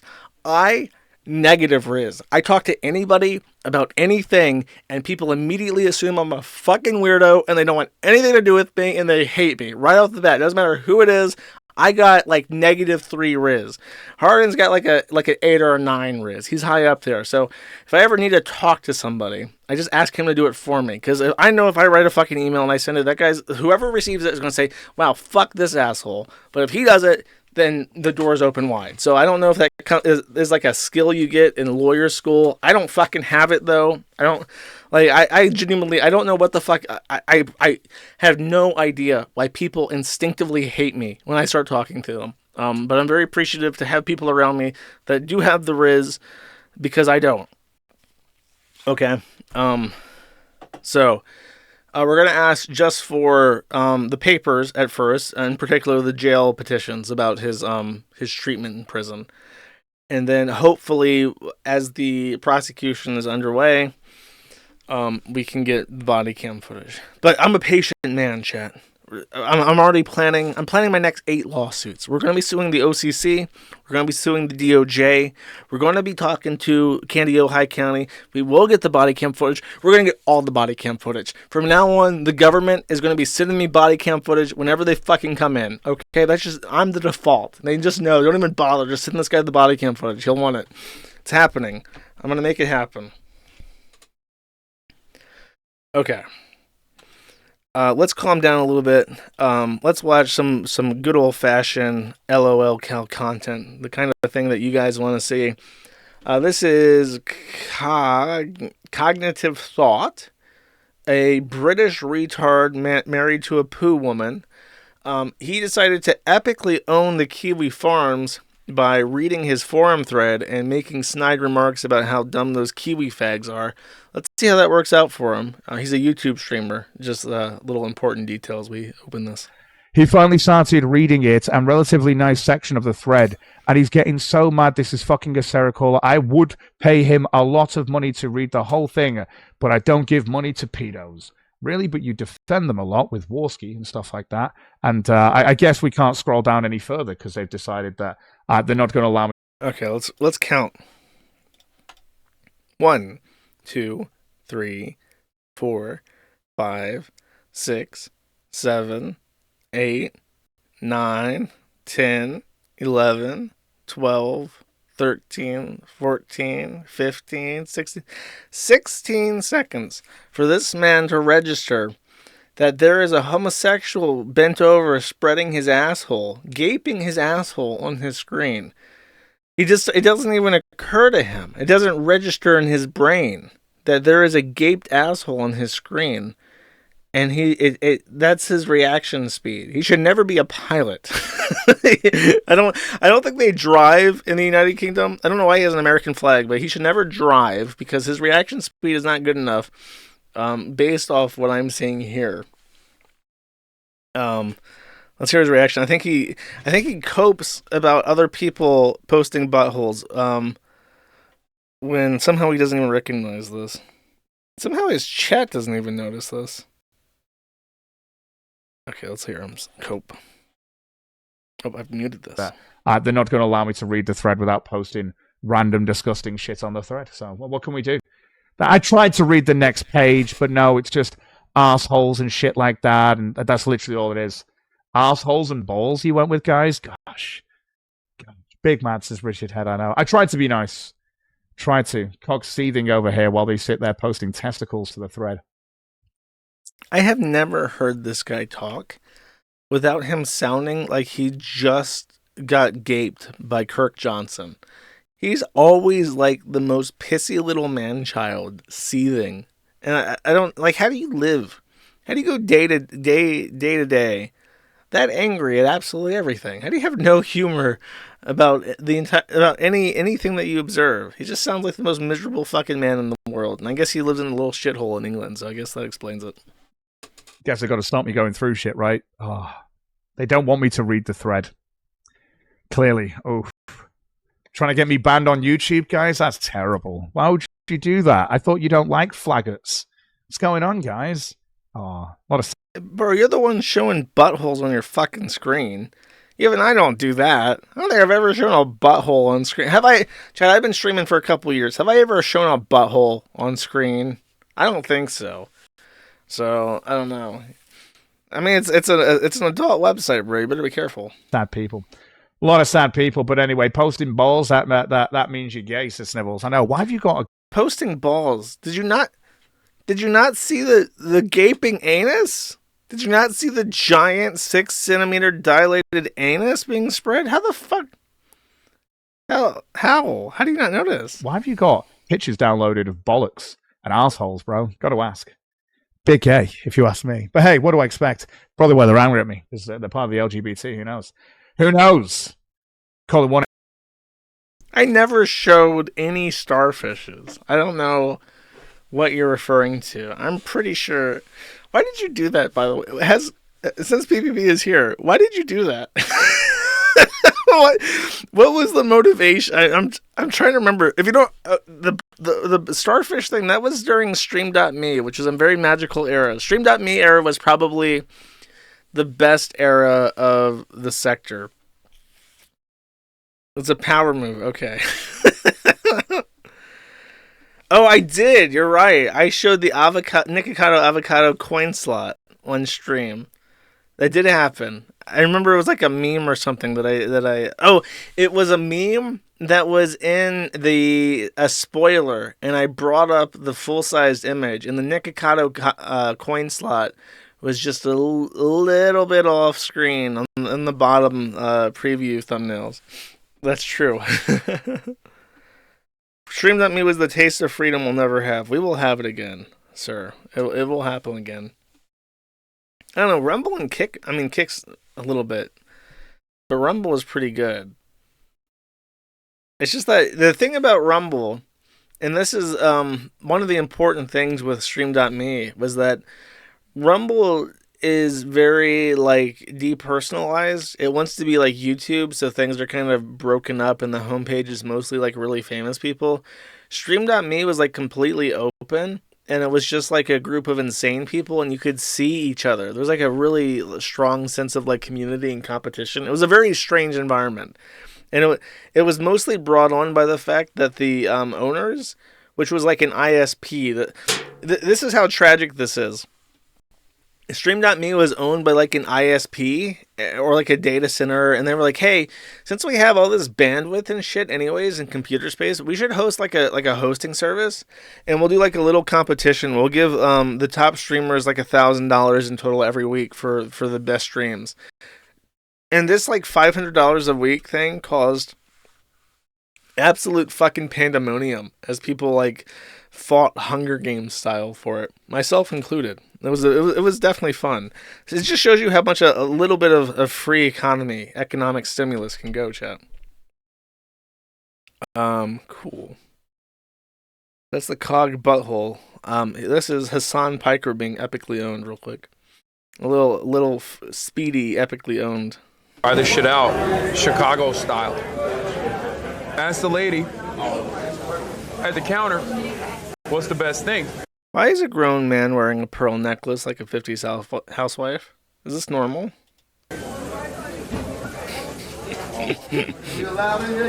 Destiny made you. What a fucking loser. Ask the lady at the counter, what is the best thing? Just casually, Destiny made you. Look at this. I hate Arabs. I'm just looking at him. Look at his stupid fucking face. Look at this stupid fucking face. Look at this man's dumb fuck look. He looks so fucking retarded. And his dumbass fucking face and his 50s pearl necklace. Fuck this guy. It's so crazy that he's like popular. And people listen to him and respect what he has to say. Fucking irritating.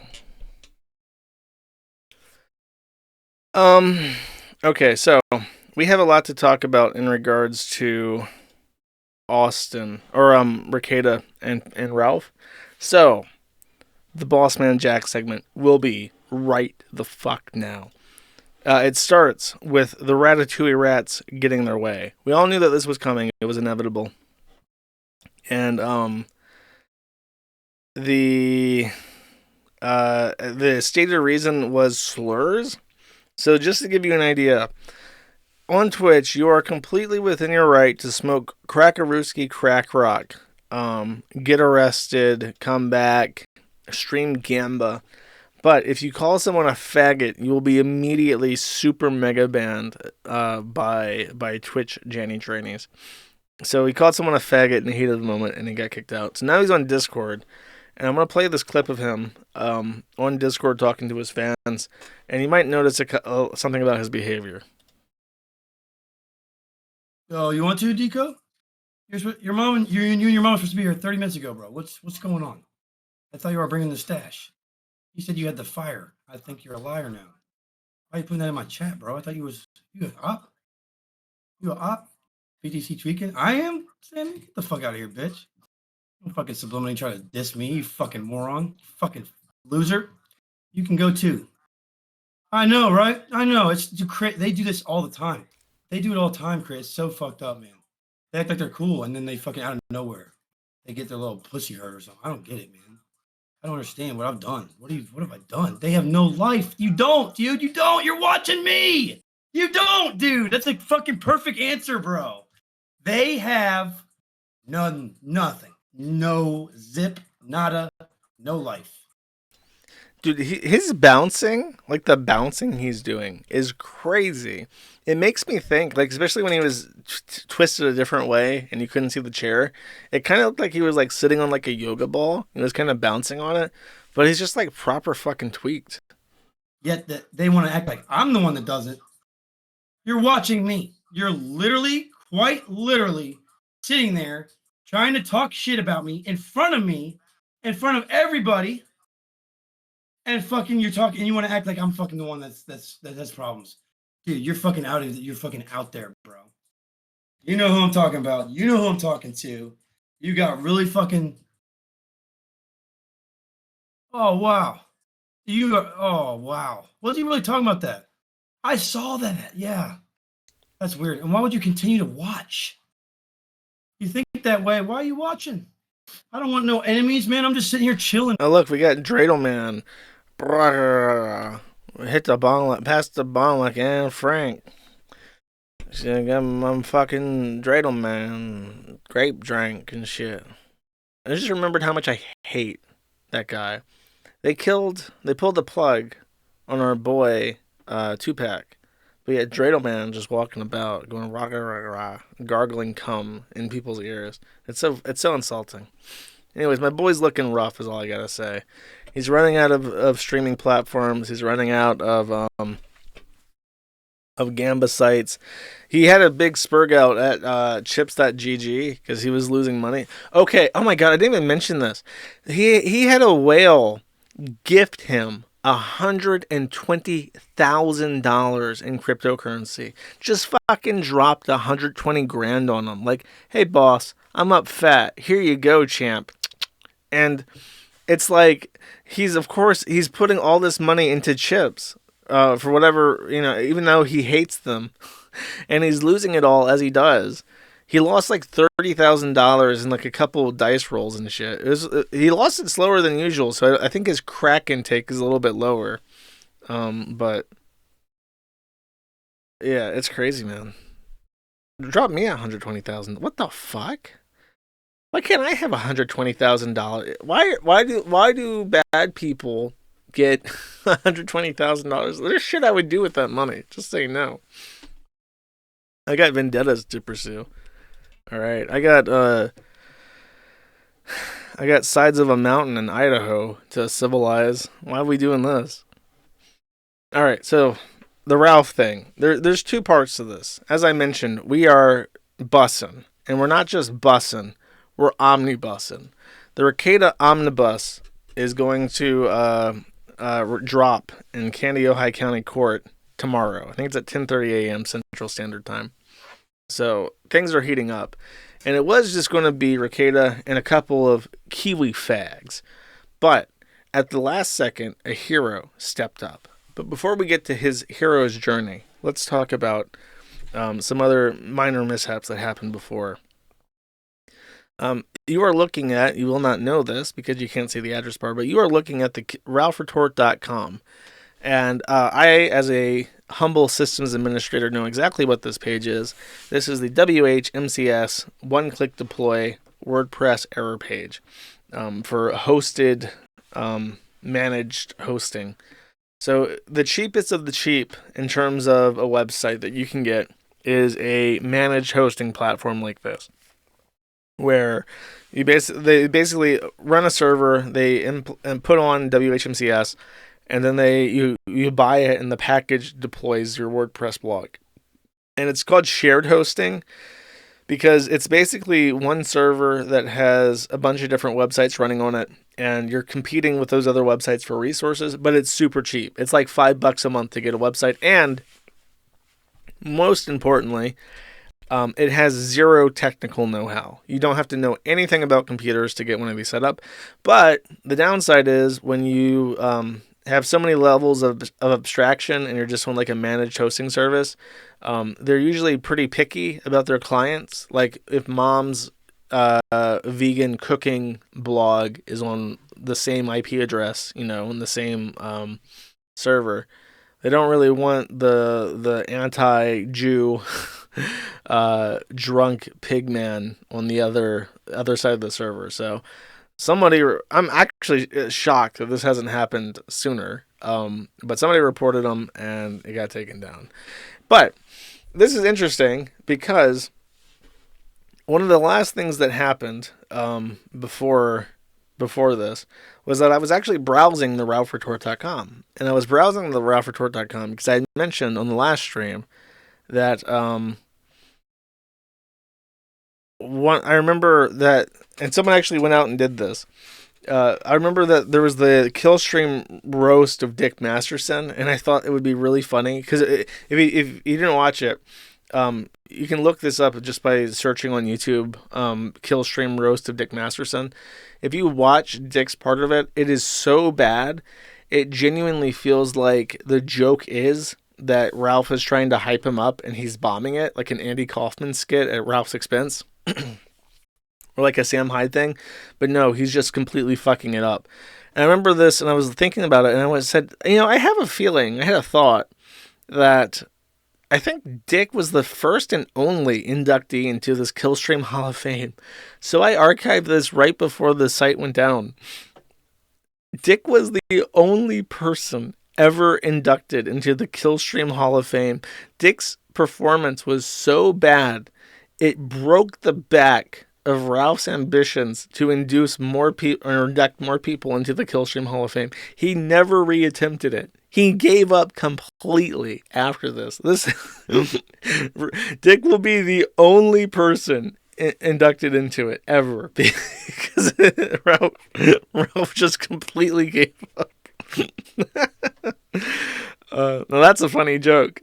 Now he should just claim that was his intent. It was an Andy Kaufman skit at Ralph's expense. He just he wanted to act and be the only person acting on this page forever. So there's some news, chat. As announced, Jim woke up this morning. Garbage cans knocked over. Something had eaten out of them. And there were hoof prints in the yard. Could it be? Could it be? Could the legends be true? Could Ralph be in Minneapolis, chat? So,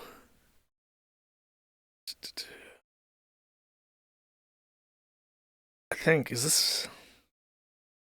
Okay, here we go. Actually, this is where I want.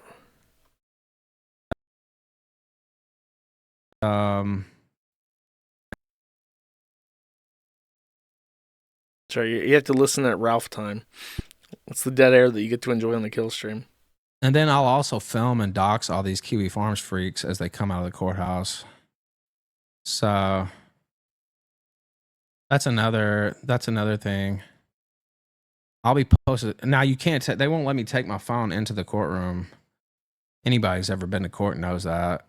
So all these Kiwi Farms freaks who are flying in, I'll be able to film them and dox them as they go. Well, face dox them as they go in and out of the courthouse. So, because I'll be outside with a live stream going outside the courthouse before I go in. And then as we walk out, they'll give me my phone back and I'll turn it back on, film them. So,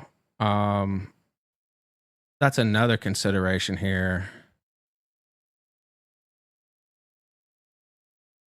Let's see. Film the.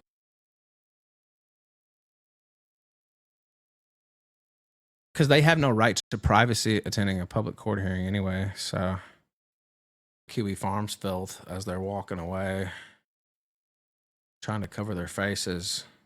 I mean, I could walk up to their cars and film them. There's nothing stopping that. That's totally legal.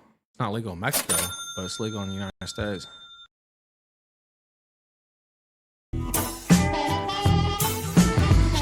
Fuck you motherfuckers at Kiwi Farms, especially Josh Moon. If a saint step out of line, you have to stop.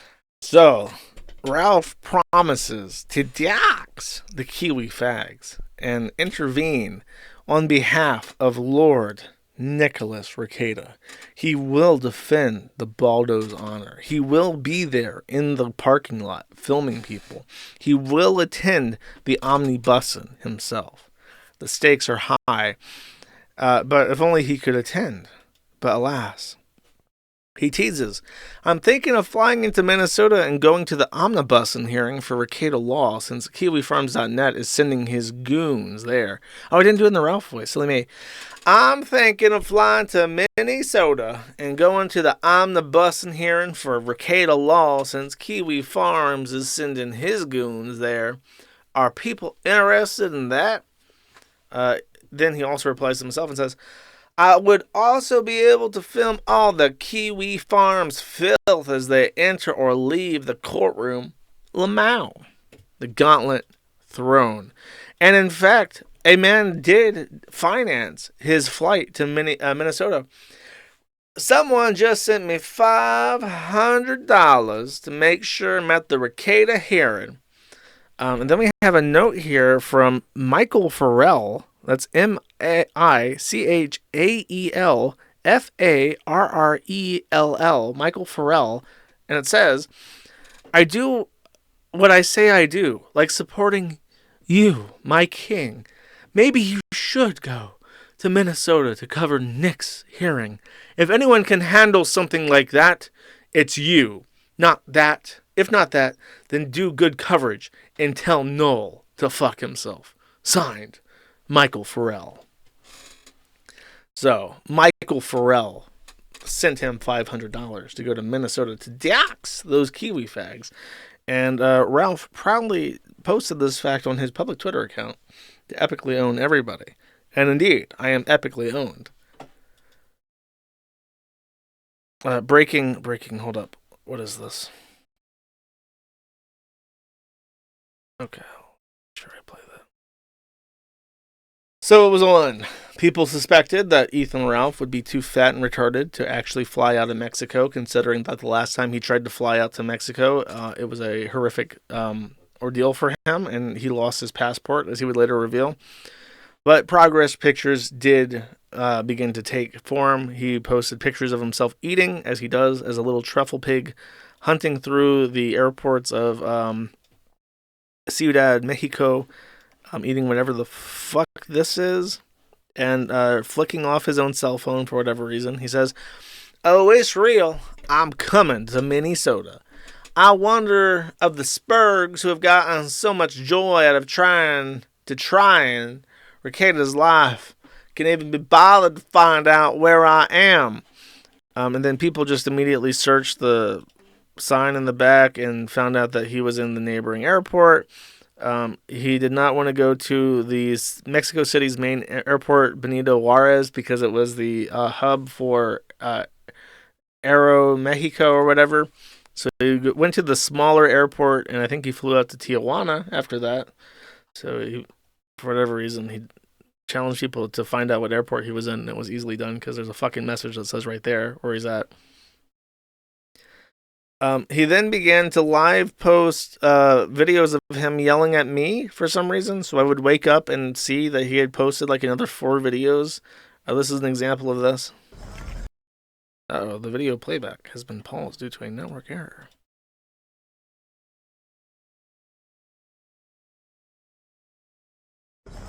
Josh Moon, you're a fucking pussy. This dude, I don't think anyone talks about me as much as he does. It's just so weird. You're not gonna show up in Minnesota because you're a fucking coward. Because it's a long ass fucking way to go to a procedural hearing, bro. Guess who is gonna show up in Minnesota? Me! Without any donation or whatever. I was going regardless. Without any donation? You mean like this $500 tip from Michael Farrell for the sole express purpose to take you to Minnesota? That one? Or is that the one that you're talking about? Regardless of, your phantom theories here, I was going to this hearing regardless. You, on the other hand, have hired an 82-year-old lawyer who is way past his prime. Okay, so to clarify, Ethan Ralph is so fucking stupid that he searched Matthew Harden and found like a Harry Harden in Texas who's 82. There are more than one Hardens in the universe, and he is fail doxed again. He just obsessively fail doxes people. And basically, Biden level, intellect. He's 82 years old, actually. I looked him up. I know who he is. Rusty Hard. I know who he is.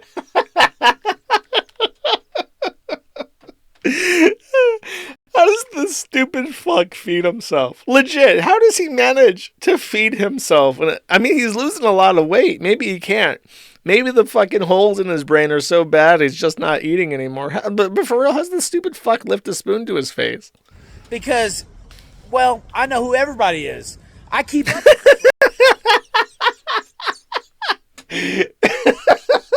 It's so funny because he's so wrong. And so, I don't expect to see you at the hearing, but I will be at the hearing. And I will be outside the courthouse doing a live stream before the hearing. And then I'll turn in my phone like everybody else will have to before they go in. And then I'm going to come back out and document all these fucking freaks that you've sent to try to ruin Nick Rekieta, the one guy who tried to save your fucking career, who tried to save your site, and you have a grudge to break up his family, ruin his life. You are truly the biggest scumbag on the internet, honestly. You're involving kids, and you always have. You've involved my children as well. You're a piece of fucking shit. You are a piece of fucking shit. I will be in Minnesota. Okay, so let me get this straight. If Rekieta, at any point, if I talk to anybody for any reason on the internet, if they then become a degenerate piece of shit, alcoholic, drug addict, who demolishes their own career, is then found in possession of a felony level of cocaine, and is found in neglect of their own children, and their own children test positive for cocaine, I am not allowed to say anything about it, because 2+ years ago, we had a good repertoire on his stream. Is that what I'm getting from this? And it's just, I just can't, like, Ralph and Dick and Rekieta, they all have like this mental illness where they have a complete and total inability to accept any accountability for their own actions. It's always my fault. Literally, and I can't even say it's somebody else's fault. It's my fault. Me specifically. I'm the one ruining his life. I'm the one doing bad things because people are going to a public hearing, which he's also doing. Like, what is the fucking conflict? You're also going to this hearing. So why is it that other people going to this hearing, which would happen regardless of my involvement, because he's a public figure, why is that me trying to ruin his life? And how do you even have, like, I just don't, this is like the hole in the fucking brain issue with him. You, Ralph, published all the shit, everything that anybody knows about Ethan Ralph's children, because they're children and they cannot use a phone. 100% of everything known about the children, he posted to the internet. And it's our fault. Again, it's our fault for knowing shit that he posted to the fucking internet. Children, teenagers learn accountability for this kind of stuff in regards to the internet. But not Ralph, not Rekieta, not Dick, not Vito the Pedo. For whatever reason, it's my fucking fault that they say what they say and they post what they post. I just don't get it. So that's him in Tijuana. And I thought I had something else too. Let me check real quick. He did arrive. I'm going to skip through. I'm going to try to find it. I'm pretty sure he arrived in Minneapolis by now.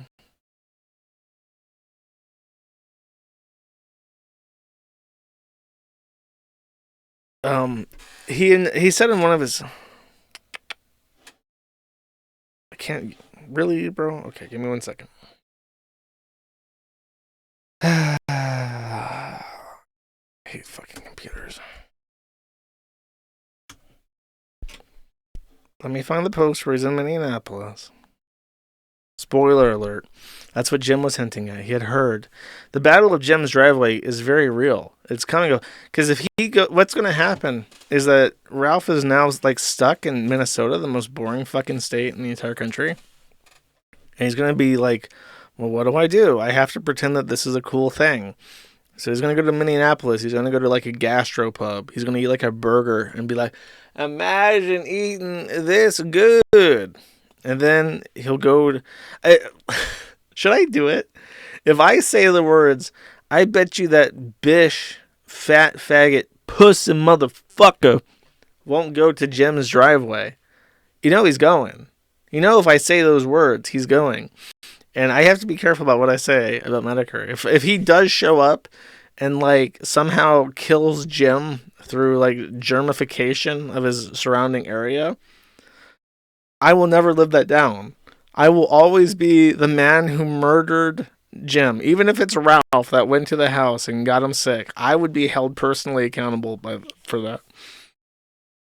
He won't go to Jim's driveway.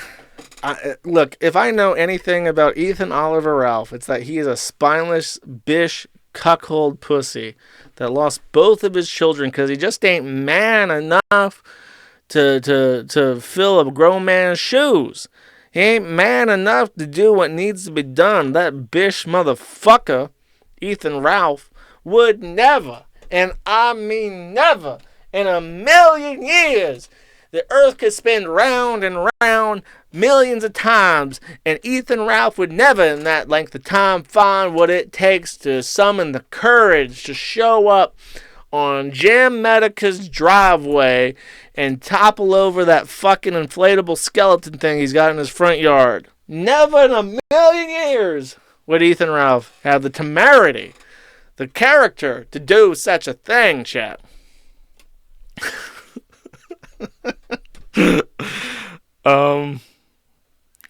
Okay, I think that this is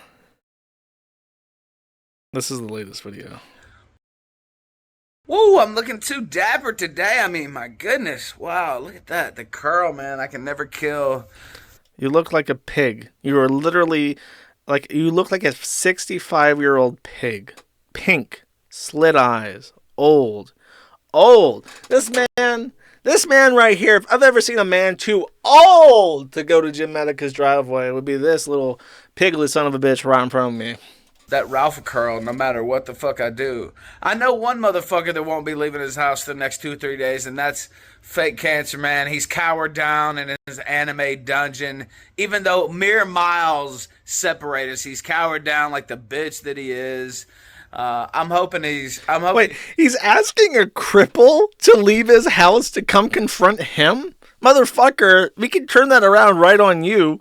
You're the one you could walk. If you're in Minneapolis, you could probably take a bus to get to him in 5 minutes. Why does he gotta roll his ass out of the fucking house to meet you? He doesn't want to meet you, motherfucker. Dumbass.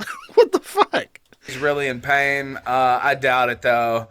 Seems like kayfabe Cancer Man. That might be the one I finally hit on. Actually, was kayfabe Cancer Man. But regardless, I'm gonna see you at the Recator hearing tomorrow, bright and early. You better be bright and early to beat the Ralph about, because I plan on being there before anybody. Why does he look like that? Look at his eyes. Because I plan on being there before anybody. He looks so uncertain of himself, so scared and primitive. Like he lacks confidence in what he says. I don't think this old drunk can do it. I think this old fat man can't even walk the distance to Jim's driveway to topple over the skeleton inflation thingy that he has set up. Just don't think so. Don't think he can do it. Piggly, how's that thing go? This little piggy went to the market. This little piggy... Oh, God, how's it go? This little piggy didn't go to Jim's driveway. This little piggy went wee, wee, wee, wee, wee, all the way back to Merida. All right. The hearing is going to be long. This is the thing. It's not an exciting hearing. The Omnibussin hearing is a litigation technical thing. So it depends on the venue, but Minnesota's is actually pretty comprehensive. It's basically a all-in-one big deal. That's why it's called an Omnibussin hearing.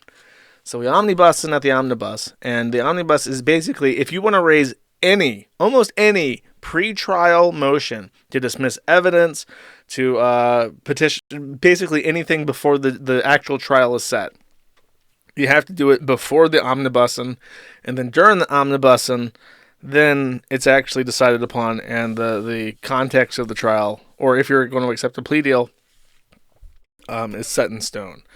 So it's a big deal. A lot's going to happen. Basically, everything before the actual trial is set. And I'll talk about that a little bit more. But it's going to be quite long, and even though a lot's happening, it's boring. It's a very technical thing. So if you're going there expecting like a Broadway musical or something, you're out of luck. I made a post explaining to people what I expect of them. And I've basically explained that, Ralph is going there and he's threatened to show up with a knife. Someone said that they were going to go to the courthouse and give Ralph a wedgie. And this pissed Ralph off so much because he's so insecure that he stated bluntly that he would have a knife on him in the parking lot. So he's threatening to come to the courthouse with a knife. So I've told people, like, look, I want to explain this to you guys as if you're children. And I know that I don't think anybody intended to do otherwise, but avoid confrontation. Don't talk to Ralph. Don't talk to Ricada. You're not the main character here today. If you want attention, take fucking notes, because that's what people want to see. Don't expect a Broadway musical. It's not going to be a movie. It's not an action flick. You're going to be sitting on a bench, listening to a bunch of lawyers talk to each other about pretrial motions. You have to have patience. You have to have attention, because you're going to be watching people and you're going to be taking notes about stuff that isn't going to show up in the transcript. And while they're there, one of them is going to request the expedited transcript. I think they've already put in for the expedited transcript, so we may be able to get a copy of the transcript the same day, or usually it can take months, so we're going to request that they hurry it the fuck up for us. But that will include all the minutes, the actual conversations that take place in the court. Then we can look over that. But the people there are mostly there to witness things that won't be in the transcript. And so, like 12 people are showing up. And I also said, you got to be gray men. You can't show up with, like, don't look weird, groom, bathe, dress reasonably. You should be indistinguishable from the congregation members from Ricada's church, his extended family, like people in his family are going to show up. So you should not look out of place in that group of people. And hopefully that's obvious, but here's the real thing, is that you are going to, don't be black. There's a very real situation if you're going to attend this hearing, that you're going to get through, you're going to check in your phone, you're going to go up there, you're going to have a pen and paper, and you're going to have several hours of lawyers talking to each other. And you might end up on a bench next to Ethan Ralph, who got stank ass, who wears cheap ass fucking cologne, eau de gunt. He probably wears too much cheap ass fucking cologne too, and he doesn't wear underwear. So you might be sitting next to Ralph, and Ralph is of course going to be bored. He's going to be sharting his pants. He might doze off on you. He might like fall asleep on your shoulder. And start like snoring because he's an alcoholic pill popper with holes in his brain. So you got to be ready for an uncomfortable couple hours on the bench. Okay. So I tried to set expectations really low. Like a lot of people want to do this, and it's like, okay, great, but don't fuck this up for me. Because remember, I'm trying to get things done. And I expect everybody to be respectful and nobody be stupid, because we're trying to get the body cam footage. We're trying to, we're literally intervening in the criminal case to try and get media access. So be good. Or else I'll feed you to Ralph. They'll never find your body. Will Ralph be sober? Bro, the funniest fucking thing. And here's the other thing, by the way, is that I mean, since we're on the Ralph thing and we're not talking about Ricada yet. I mean, Ralph is going to be bored. Like, he's going to get like his hour hollering on the in the parking lot and stuff. He's going to be like harassing random people because he probably doesn't know who's like a parishioner and who's like Ricada's family. So he's just going to be harassing people, and he's not going to accomplish anything. Like, he's too much of a bitch to show up on Jim's driveway. He's not going to like confront any of the officers and be like, I know that you violated Kayla's Sixth Amendment. You're not going to, like, he's not going to confront them and say, like, I know that, you put the cocaine in. Like, he's not going to have the audacity. He's just going to harass, like, people that he thinks might be forum members, but he's not going to actually, like, confront any of the sheriffs or county witnesses or anything. Because he's too fat and retarded shit. And he's never going to show up at Jim's driveway either. All right, there's that. Okay, now we're in the Baldo proper. we've prepped. Everybody's prepped regarding the Ralph situation. Now let's see how Deb Baldo is actually holding up. This is the only excerpt of. Oh, I can't because it's the wrong file format. This fucker encoded this shit in a non-free audio format that I can't play, chat. Imagine using non-free software to encode your fucking videos, chat. Unbelievable. All right, this will be the only clip from the Baldo and Juju had a little Cope and Sneed session, and Dax Ferrer could not possibly give less of a fuck. I've never seen someone so disinterested in a conversation, and he's so hard to listen to that I just kind of didn't listen. But this one clip is funny, so I'll play this. Frederick Little says, hope Drex can come back soon on a show. Well, Drex has to stop being retarded if he wants to come back on a show. Oh, really? He decided somewhere that I lied to him about something that is nebulous and will not talk to me, apparently. Oh, fuck. And it's like, dude, so I don't even know what he thinks I lied to him about. Not sure, but it's like, okay, well, all right. Now he's just in his emotions. It's too much, though. I don't know. It's too much. You're really kind of put on the spot being your friend during all this. It's too much. Maybe afterwards he'll come around. We'll see. I don't know. It's I wish he just if he just talked to me, I could probably clear up whatever he thinks. I get it. I get it. If he thinks that I said something that was not true to him, that didn't happen, but. Okay, so just a little background on Drexel. Drexel is a would-be confidence man. He is someone who considers himself a red pillar. He considers himself a ladies' man. He tells stories about how a girl he met when she was 13, and he waited and took to Disney World and bought Mickey Mouse ears and waited for her to be grown so that he could introduce her to a hardcore BDSM lifestyle. He tells stories like that. And he's a childhood friend of Rikita. I think they've known each other for forever. And at some point, probably in regards to either being in an open marriage or him doing cocaine or him keeping... Drex probably confronted him and said, "Hey, yo, white boy, you keeping them drugs away from them kids, nigga?"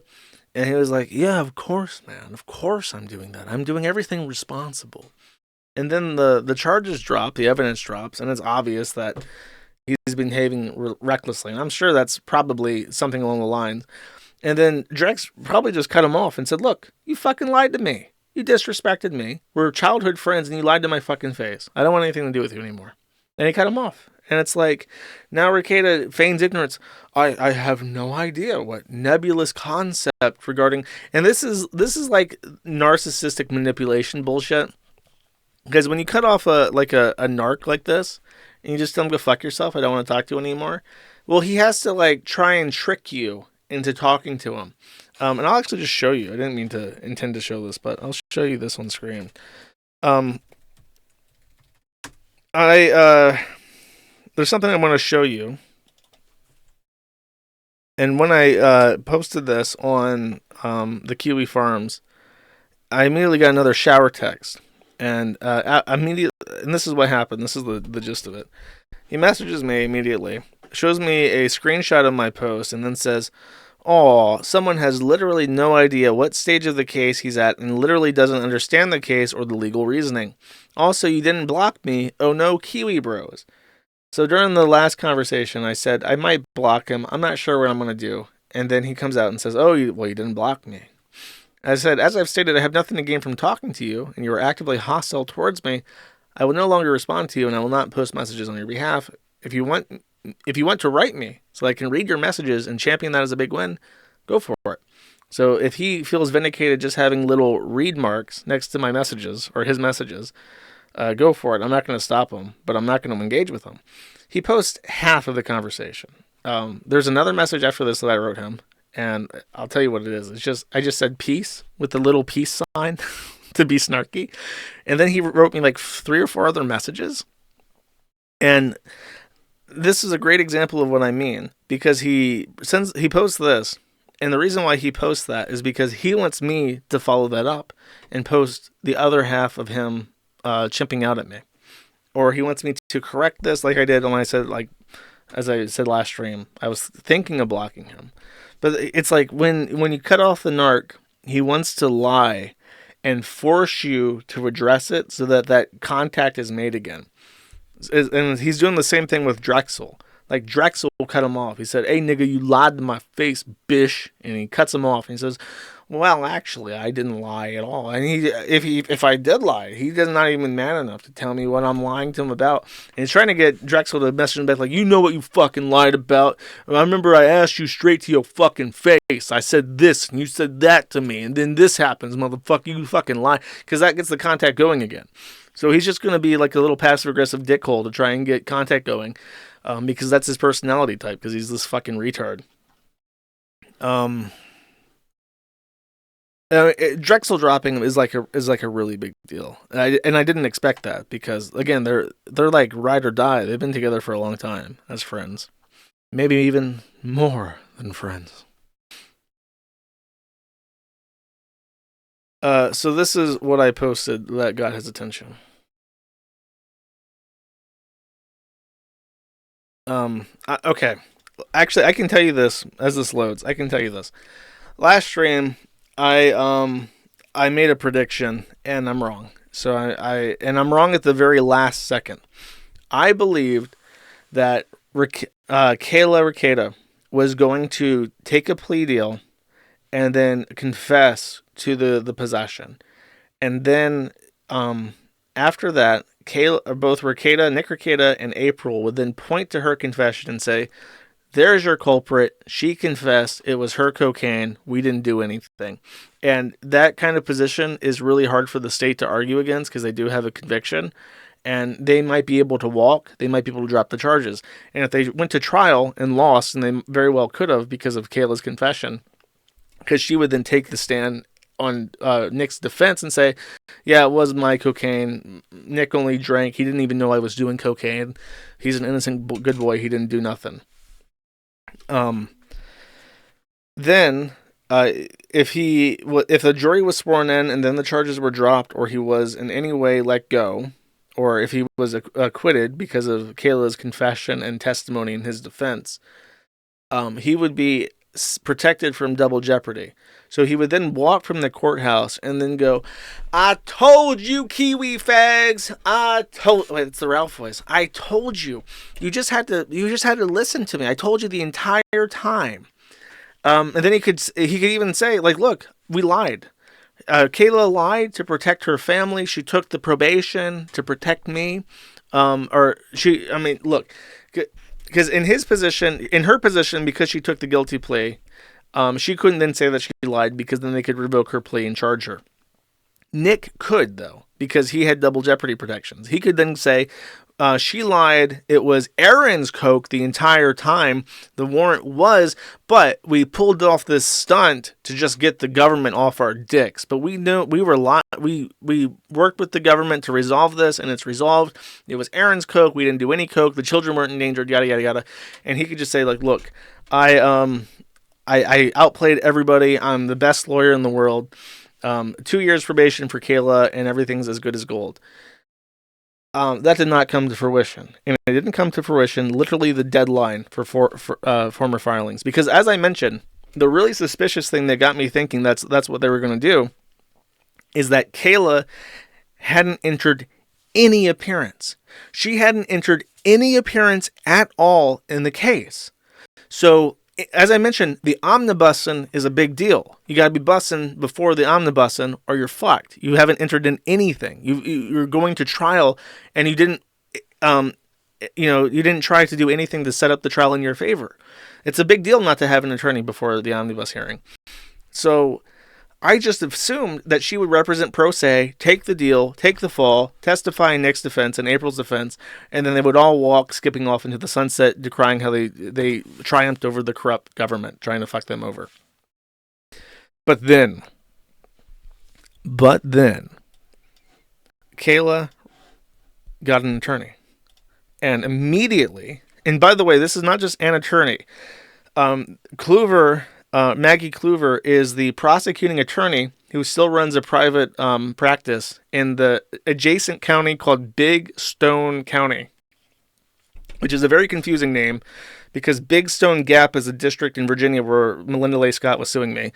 In Big Stone County, Minnesota, Maggie Kluver is the prosecuting attorney who runs a private practice, and she's like a girl boss, like attorney, runs her own business type thing. Like she's a pretty impressive person, and she's representing Kayla, which it's not like a public defender. This is like a real attorney, and it was entered the last second, and she asked for a continuance. And so now we have a situation where when the continuance was asked for, we thought, oh, fuck, is the Omnibussin canceled? Because they're being tried together, and they're Omnibussing together originally. But then Kayla asked for a continuance, and originally we thought maybe the judge might grant a continuance to both of them so they can continue to be heard together, but that didn't happen. Kayla now has a separate omnibus hearing from Nick.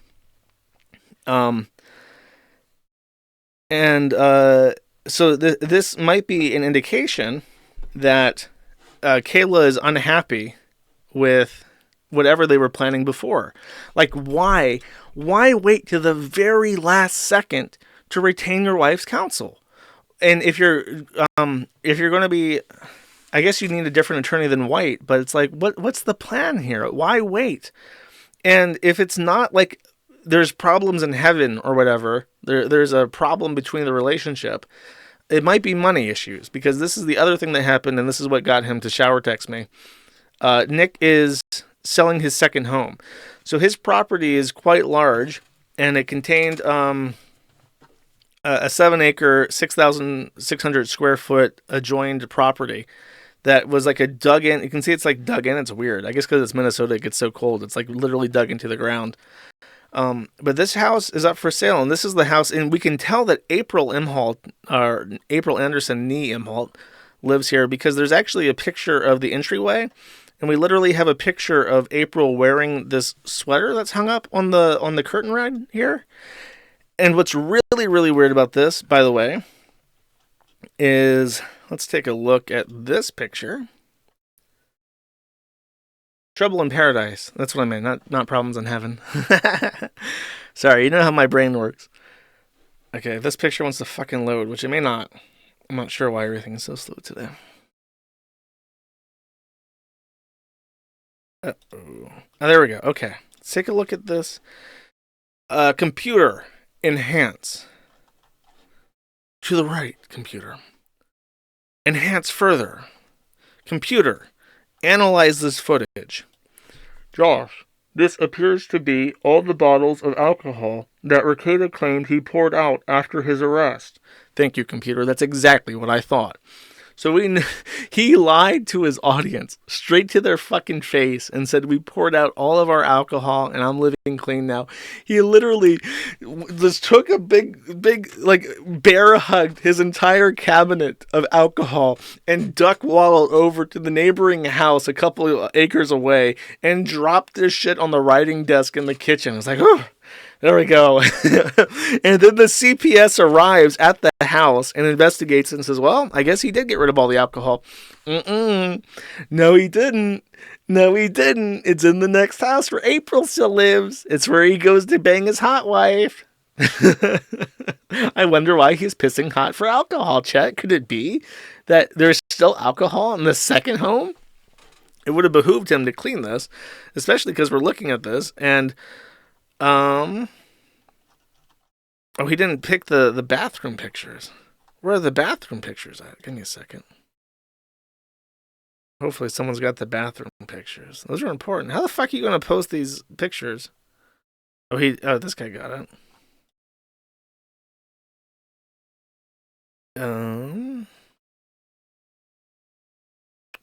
It's $450,000, 7 acres, 660 square feet, by the way. The only problem is the neighbors, and also there might be an issue with the plumbing. If I can find this fucking picture. How long did it take for people to look at this and find the fucking bathroom photos?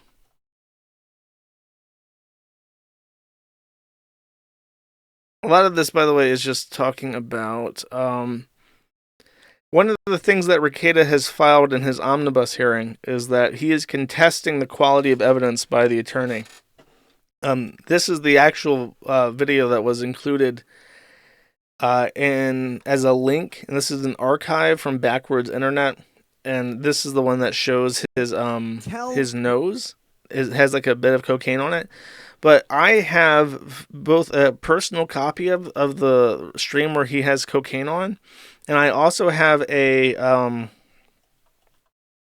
Kiwi Farms archive of it as well, and it's still live on Odyssey, and it still has the coke nose. So him claiming that the evidence, the probable cause, is bad because the stream that he watched is this re-upload. They're literally saying that this is digitally altered to include the coke on his nose. Let me show you the coke on the nose. It's after his break. He takes this little break right here. This is when he does coke, and when he comes back in certain lights, I think right here you can see it because of the contrast with the mustache better. There's a little speck of cocaine right there. That's not on his nose. Very obviously not on his nose. Before the break. Where the fuck is that bathroom photo? I'm going crazy. I don't know if my site is slow. It could be my site, chat. I'm going to be real with you. I'm afraid if I change my my VPN, I may never recover my connection, chat. I wonder if it would just be faster to open the Zillow listing. I don't want to show the address on screen too prominently. That was the issue.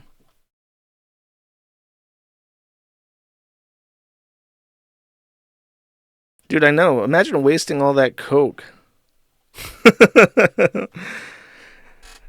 Camelot said, and I think he walked this back after he said it, I think he was implying that Rekieta was spending upwards of $20,000 a month on cocaine. Isn't that fucking nuts?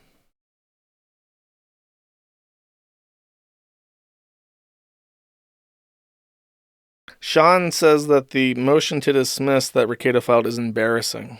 I've heard concurring opinions from this, by the way. There's no way that my fucking site... It must be my VPN, I think. Because my site is base and fast, chat.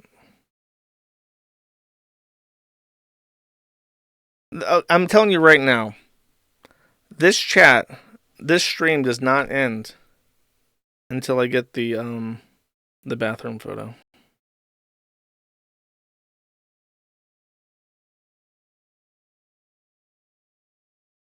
This is retarded. Yeah, I know. I'm going to send myself the Zillow listing, I think.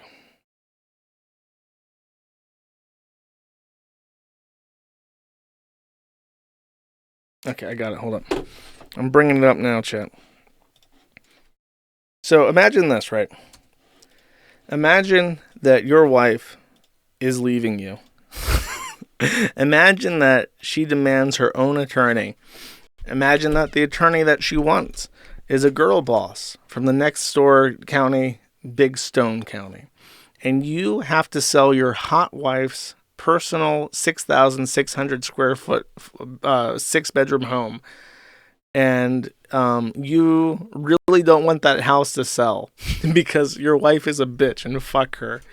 What would you do in that situation? Would you A, thoroughly clean the home that you're selling so that it sells? Or would you B, put this on the internet knowing that the Kiwi fags would see it and make fun of you? It's a very tough decision. Do you let that bitch wife pay for her attorney, or do you let the Kiwi fags laugh? You're in what's called, in chess terminology, in German, a Zugzwang. I think that's how you say that. Zugzwang. A compulsion to move. Neither move benefits you, but you must move. And so you decide that scorning your bitch wife and making sure that that house doesn't sell in a timely manner is the appropriate move, because every second that you don't sell it, your hot wife April is next door with the alcohol and you get to bang her. We believe, the bright minds of the Kiwi Farms believe, that what you're looking at is a iron oxide, is rust, And it's either that the well dug on this land is iron water, which means that it oxidizes and will deposit rust into literally everything. Or they have rust. They have iron pipes, and the rust is coming from their plumbing. Neither of those are attractive to buyers. I think the iron pipes are probably the worst option. From what I understand, no, Josh, it's poop. Okay. Das ist schmutzig. Ja. Hard water deposits. It's piss stains. Silent Hill. It does look like Silent Hill. A lot of people said this. Other people have suggested that this is where April does her spray tan, which I mean, you would expect like a silhouette or something. Does April like Donald Trump herself? Is this Donald Trump's restroom where he puts on his spray tan? Is it actually spray tan? Is April doing this? Is this? You got to be fucking kidding me. April sprays there. There's no way.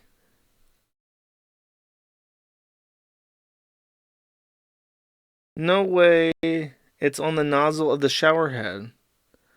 Yeah, I think that this is rust.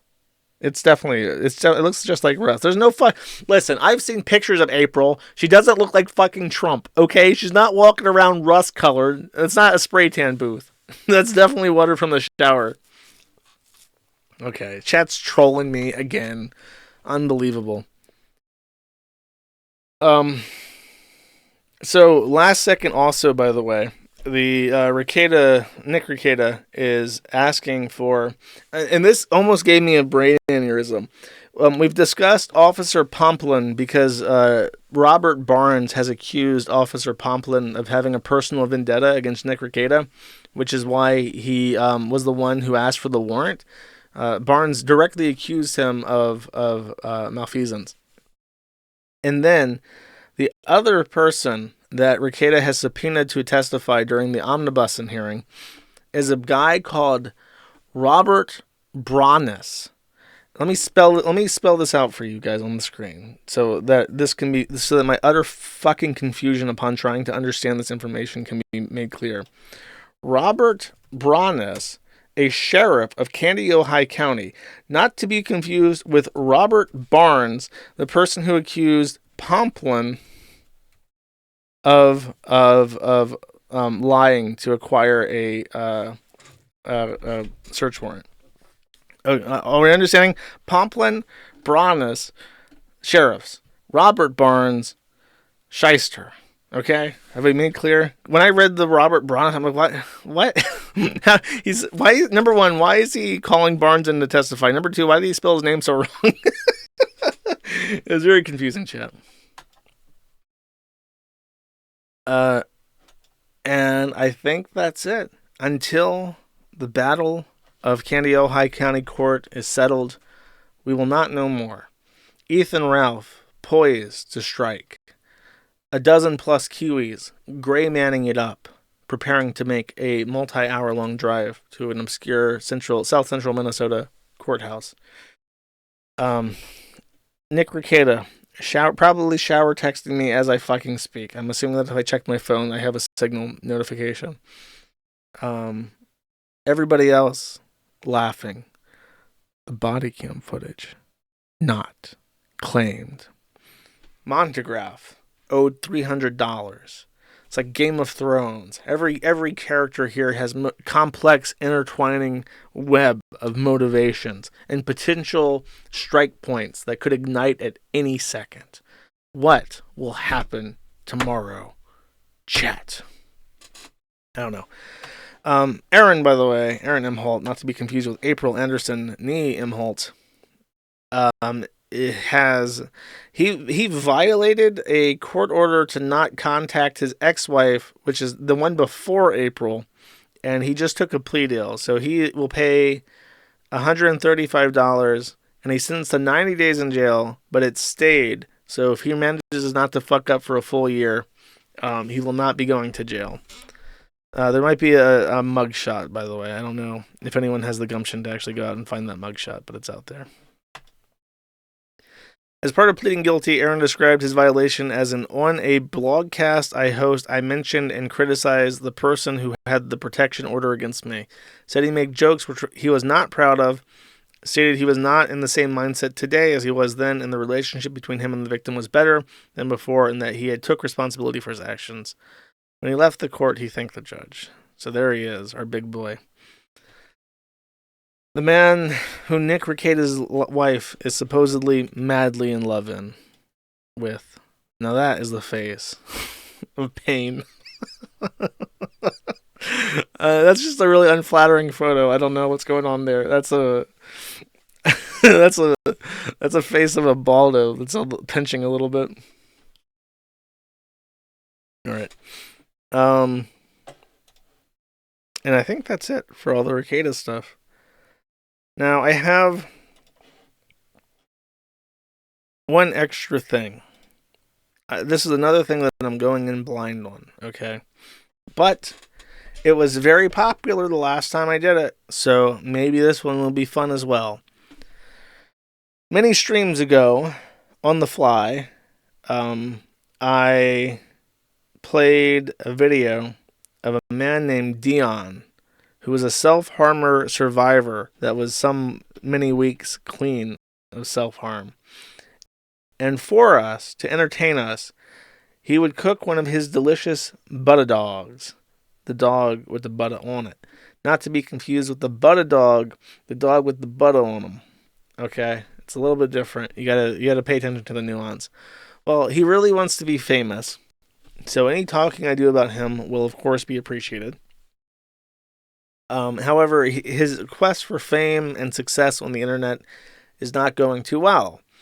He has supposedly lost his house, and he claims that the responsibility of his inability to meet his bill payments falls squarely on the shoulders of his audience, who did not support him enough to enable him to make a more financially successful career out of his YouTube vlogging and butter dog making. So, I will play some of these clips, and then I'll round it up, and we'll do the super chats. Probably about 5 minutes of audio. Let's take a listen.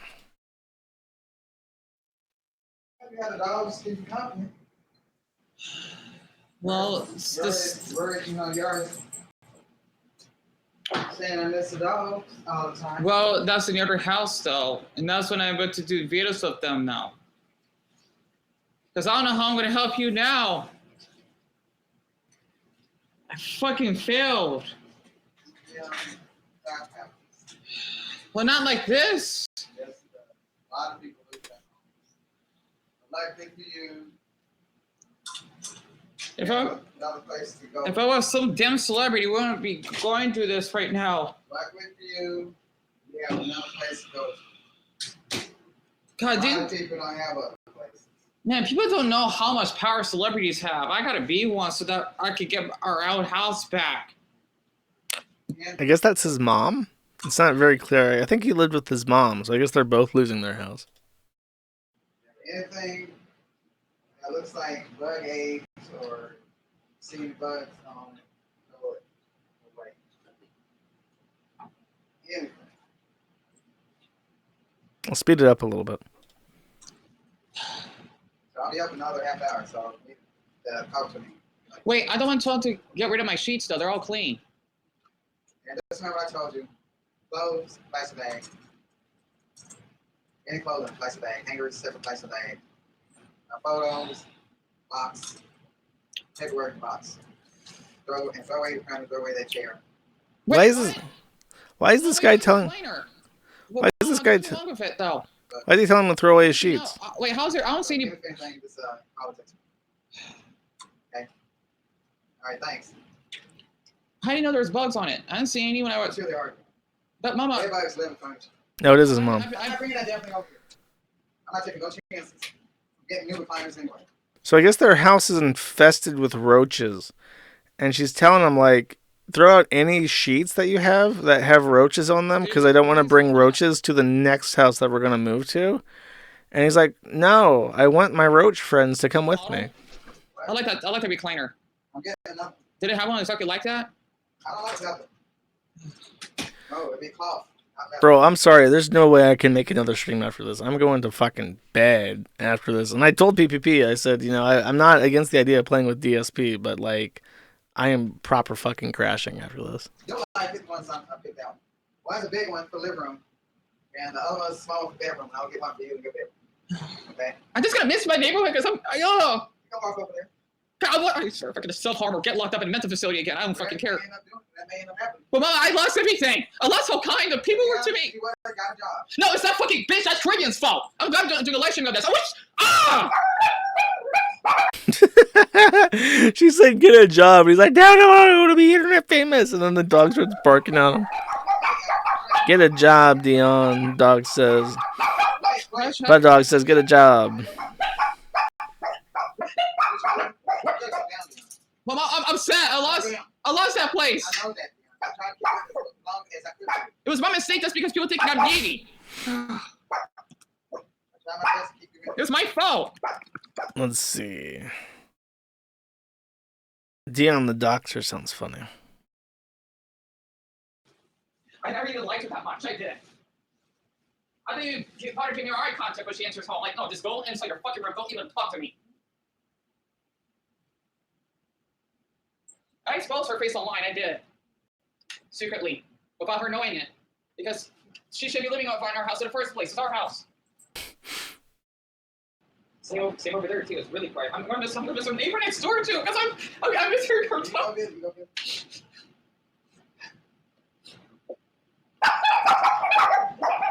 Dude, if I lived next to these fucking dogs that never shut the fuck up, I would lose my fucking mind. God, I wish there were icons. When I say something in the live stream, oh, she gets COVID so badly. And her kids were weak, like, oh, my mother's dead. Yeah, she deserves to be dead. She's a dead piece of fucking Caribbean flesh. But what she did.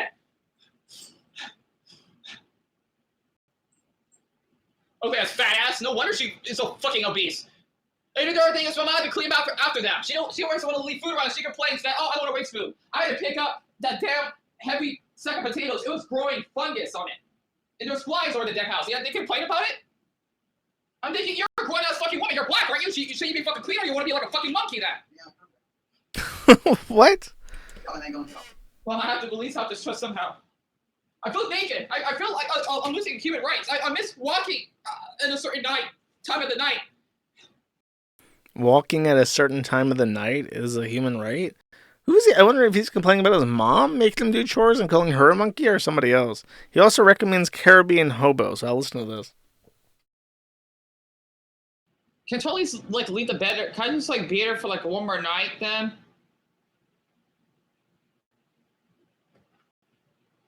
Mama. God, I want to fucking rip that woman's head off. No, I not literally want to rip her. Like, I wish I. So I guess the homeowner is a black woman. Criminal. And he's calling her a monkey, even though he's black. I'm thinking about screenshotting her face and telling everyone she's the worst mother. Do not support her. Her kids doesn't do anything. Her kids are ungrateful and they smell. Let's see what kids are. It's not the kids' fault. It's hers. This is hers. Yes, you the one that cried? Yeah, I'm the one that's crying here because you fucking ruined my life. Man, they could have been grateful that they had a roof under their head. Yeah, she says too hot. Well, it's either that or be on the damn streets like a fucking ass Caribbean hobo. No wonder Caribbean people are fucking awful people. No wonder they put lost their fucking ass to the hurricane, little pieces of shit. No, child, it is you who deserves to be struck by hurricanes. Enjoy homelessness. Okay, I see that the nice lady who gave them a place to stay has been rewarded richly for her service, and she will be doxxed and her children will be harassed for it. Okay, great. Let's flip over to the green mode, and the next time we talk, chat, if you're going to bow out now, even though the Super Chat segment's very funny, of course, the next time we chat, it will be after the Battle of Jim's Driveway, potentially. Maybe just the Candy Ohio County Court, but maybe also Jim's Driveway. That pussy, Ethan Ralph, has the testicular fortitude to show up there. Okay. Kiwi Friend for One says, once again, Joshua Moon cannot stop being a faggot. Here at the Keel stream, we're never late and gay, not even tardy and retardy. No, Ralph males are always on time, unlike some. Love you. I think the last bit's a bit weird, bro. Good Luck 7 for 5 says, a few weeks ago, I pissed and moaned about I'm pissed and moaned about training ESL dudes a hazardous job.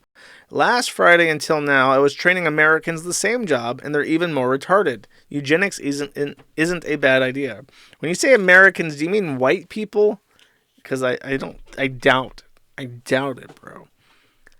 Lalanthia for 10 says, thanks as always, Josh, for the content. Always appreciate you talking about the capital I internet. Of course. I will continue until I drop. Thank you.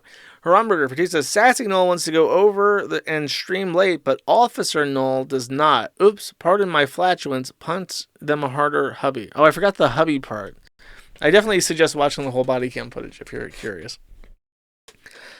Cole for 3 says, please read verse 2. Okay, bro. And understand with the heart, as he has created and given to men the power of comprehending the word of understanding, so has he created and given to me the power of reproving the watchers, the offspring of heaven. I have written your petition, and in my vision it has been shown me that what you request will not be granted, so will be granted you as long as the world endures. So I guess his request is denied. Porglac for 5 says, hey buddy, can you roll my dude stats? Give me good ones. And then there is a website called statroller.com, and I guess I will roll your dude stats for you. There you go. I'll do it one more time just in case. Maybe one more time. It doesn't let me. No more rerolls. This is what you get, bro. Sorry. I hope that's sufficient for your purposes. Purple Teriyaki for 1 says, sorry, it's only $1, Josh. I got drunk and spent all my money on 2 connecting flights 24 hours apart. Couldn't even afford a hotel room in between. That sounds like a pain in the ass, bro. Sorry about that. Space Allen for 20 says, Ham Jam. Thank you, Space Allen. I appreciate it. Kiwi Friend for 1 says, hey Jersh, glad to see you again. I hope you know my dog likes to sleep through your streams. Congrats on helping her snooze. And then there is a tiny link, and there's a picture of this guy's dog, and he sends this in a lot. It's like a poodle or something. It's also a Discord link. Why are you trying to send me Discord links, bro? Nice try. D. Corcher for 1 says, he can't keep getting away with it. And then there is a X link. It's probably good.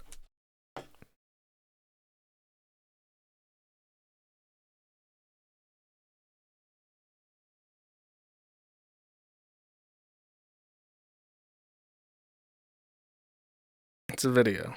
It's $10 to watch a video, though, bro. I can't. Literally, if I watched the video for every single super chat, I would never be able to get through these.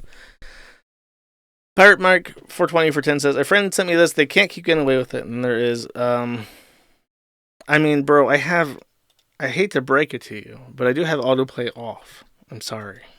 Nice try, though. Humble Guardsman for 1 says, Josh, what is your favorite SS division? The Latvian one. They got the banger tunes. Here, there we go. Everyone.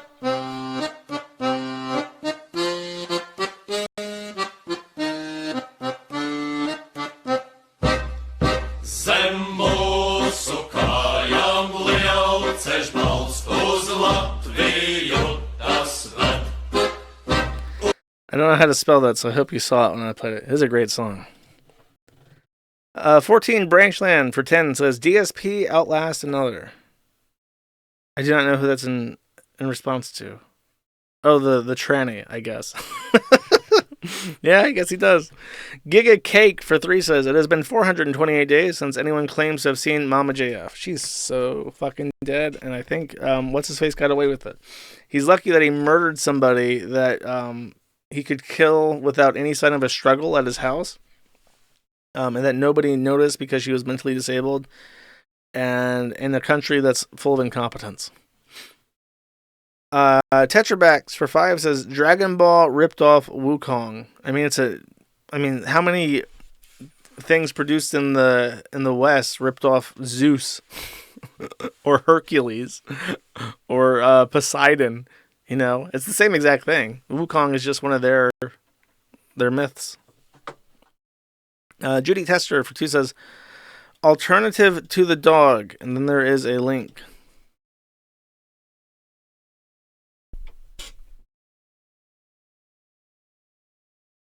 This appears to be a butterfish, a fish with the butter in them. Actually, it's a slug. It's a slug. Ew, that's fucking gross. I bet you that's Japanese. Japanese people are fucking weird. Good Luck 7 for 10 says, every time the scum loses and KF wins. And there's a video.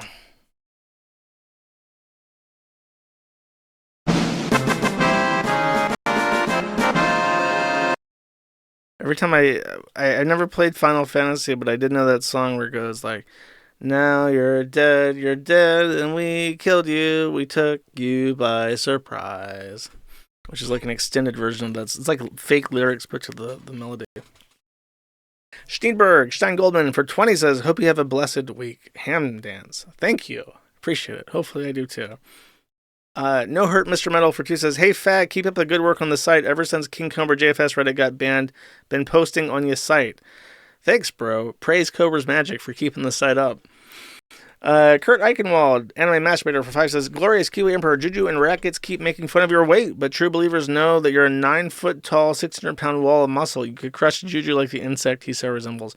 I could take him from his foot to his head and play him like an accordion and crush every bone in him. I'm truly a demigod. Speaking of Hercules. Casting Couch Crab for 10 says, start at the 30-second mark if you're in a rush. Okay, bro.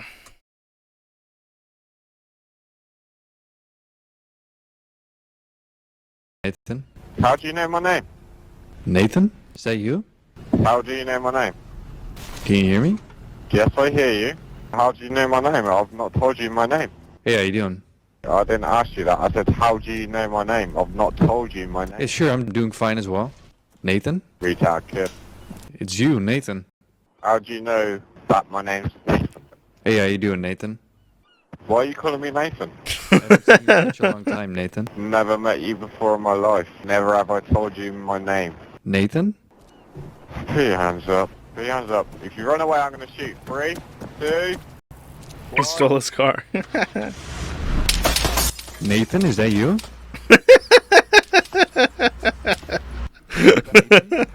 Get out of the vehicle. Get out of the vehicle now. Nathan, is that you? This guy has such a relaxing voice, but he's so untrustworthy. David S877 for 24 says, sorry, reduced super chat today due to having to pay for dental work. Keep up your dental work, folks. Otherwise, you too will have expensive problems 20 years later.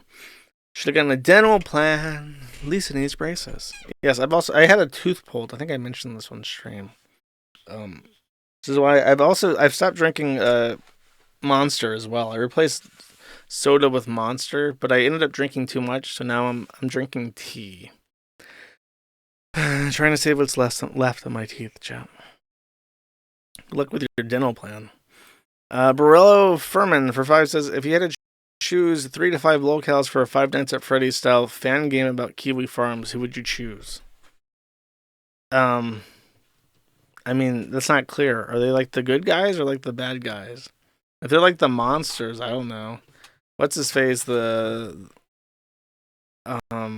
Nick Bates, pretty fucking horrifying. I mean, there's some real fucked up people on the forum, though, bro. It's like, yeah, do I choose like genuine monsters or like people who like that one woman that cut herself so bad that that she like died of like sepsis? I don't know. There's some real freaks, bro. We can make a horror movie out of them for sure. Sneed's Feed and Seed, formerly Suck and Fuck for 10 says, Dear Josh, it has always been my dream to one day hear a cheese-related 3-way conversation between Ralph, Moist Critical, and Tomlinson. Can your impersonations help make this retard's dream come true? Hey, everybody. It's critical. I know I made some dipshit ass comments, but don't worry. I found my new love. It's Cheese Whiz. Cheese Whiz. Now that's some white trash ass shit right there. I prefer queso blanco myself. No, child, I am from Wisconsin, where I'm from. We make the finest cheddar cheese. Enjoy queso blanco in jail, stalker. There you go. Goshkenazi for 25 says, sometimes I look back and laugh. Horse appears at 224. Okay, let's check it out.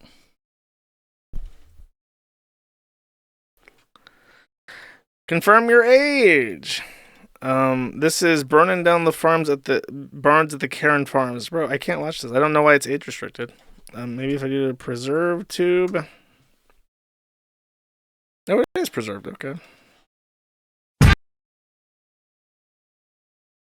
Farms, KK Karen Farms, KK Karen Farms. I'm not attracted. Wait.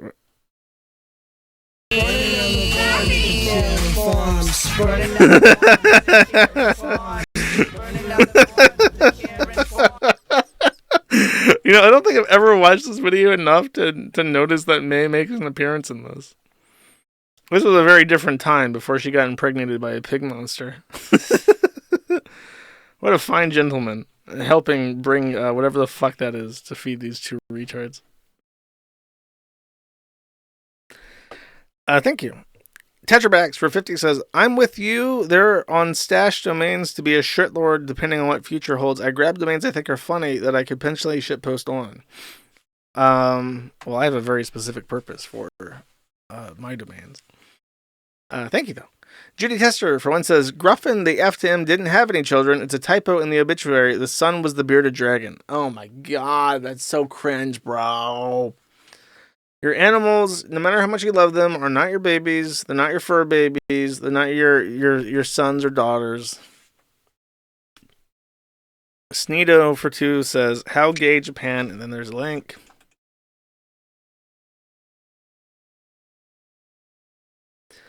Bricks News says, Donald Trump says God created only 2 genders, male and female. And then a Japanese name replies and says, I'm Cheetan, Japanese crazy mascot. There are many more individualities of the soul. Cheetan is an ally of the transgender people. Let's create a world where everyone can live peacefully as themselves.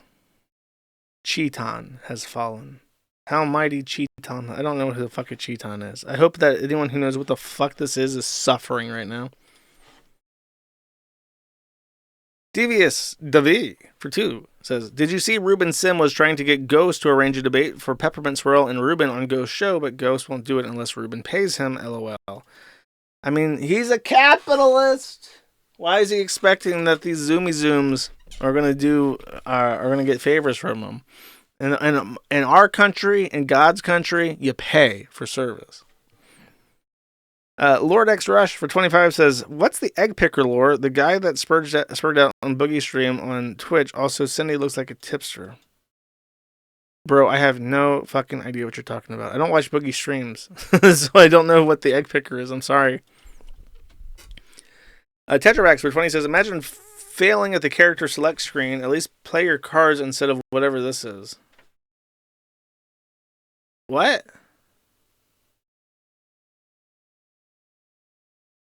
What?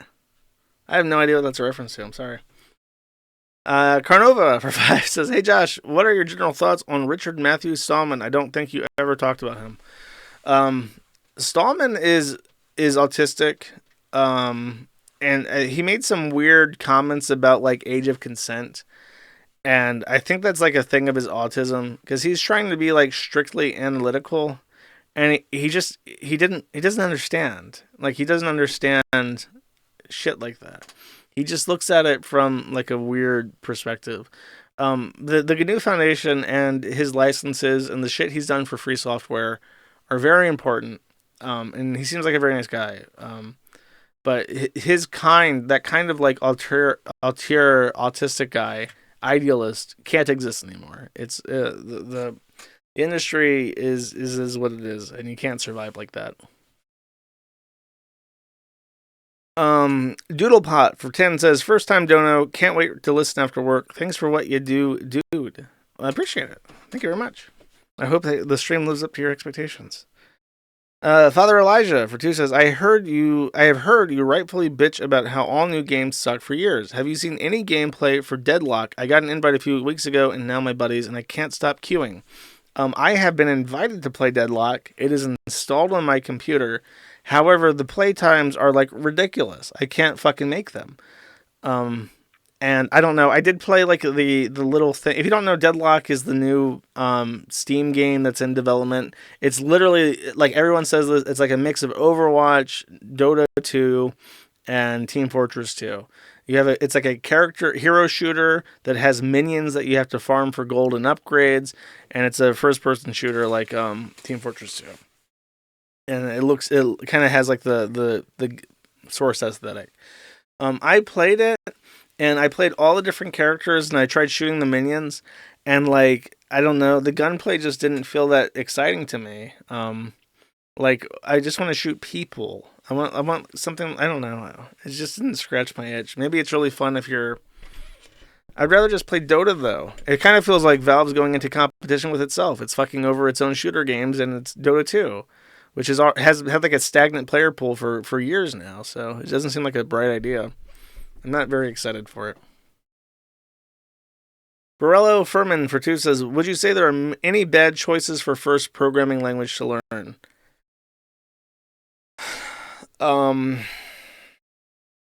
It depends on your aptitude.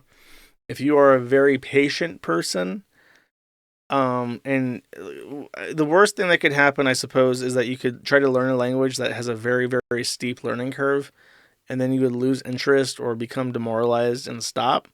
So if you're a very patient person, probably not. But if you're someone, generally speaking, people need little rewards for very little effort to keep them plugged in. And that's why I generally recommend JavaScript as baby's first language. JavaScript is very easy to learn. It's very easy to run. You just open up a website. Basically, any website can run JavaScript. It's very easy to get your baby's first program working. It's an extremely accessible language, and unlike a lot of other accessible languages, and very like almost no language is more accessible than JavaScript. And unlike most other languages like that, there's also a job market for it. So if you go straight into JavaScript, if you want to do that for like a career, you're putting points in directly into a language that you might use for a career, and considering that you're competing with like Pajeets who are retarded, you probably actually will stand a chance to compete in the industry if you know JavaScript. But no, not really. You learn something different with every language that you approach. They all have different design philosophies, and they all make you a better programmer. Lucifer 210 for 1 says, too fat for Radcliffe, you get Zach Galifianakis. I'm not Jewish enough for Zach Galifianakis. Gromeless Wonder for 1 says, would you play yourself in Uwe Boll's movie if offered? No, that sounds like a horrible idea.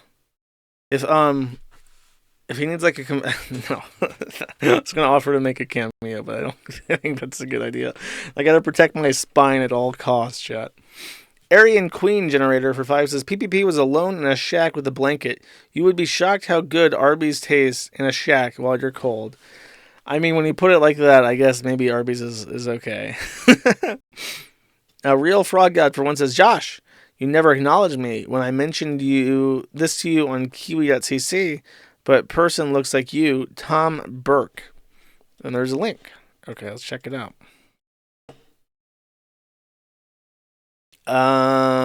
Maybe if I was Irish? He looks very Irish. He looks more Irish than me. And his bottom of his face is way too round. I have a sharper chin, and I'm more handsome. My eyes are blue. No Hurt Mr. Metal for 1 says, N-words got him. I don't know who you're talking about, but probably. Yeah, it sounds right. Father Elijah for 5 says, petition to close out the stream with some good old whiting music, specifically Alive by POD. I have a song picked up. Thank you, though. Lucifero 210 for 1 says, have you sued that faggot ogre Caraballo yet? No. So right now we're having a war on 3 fronts.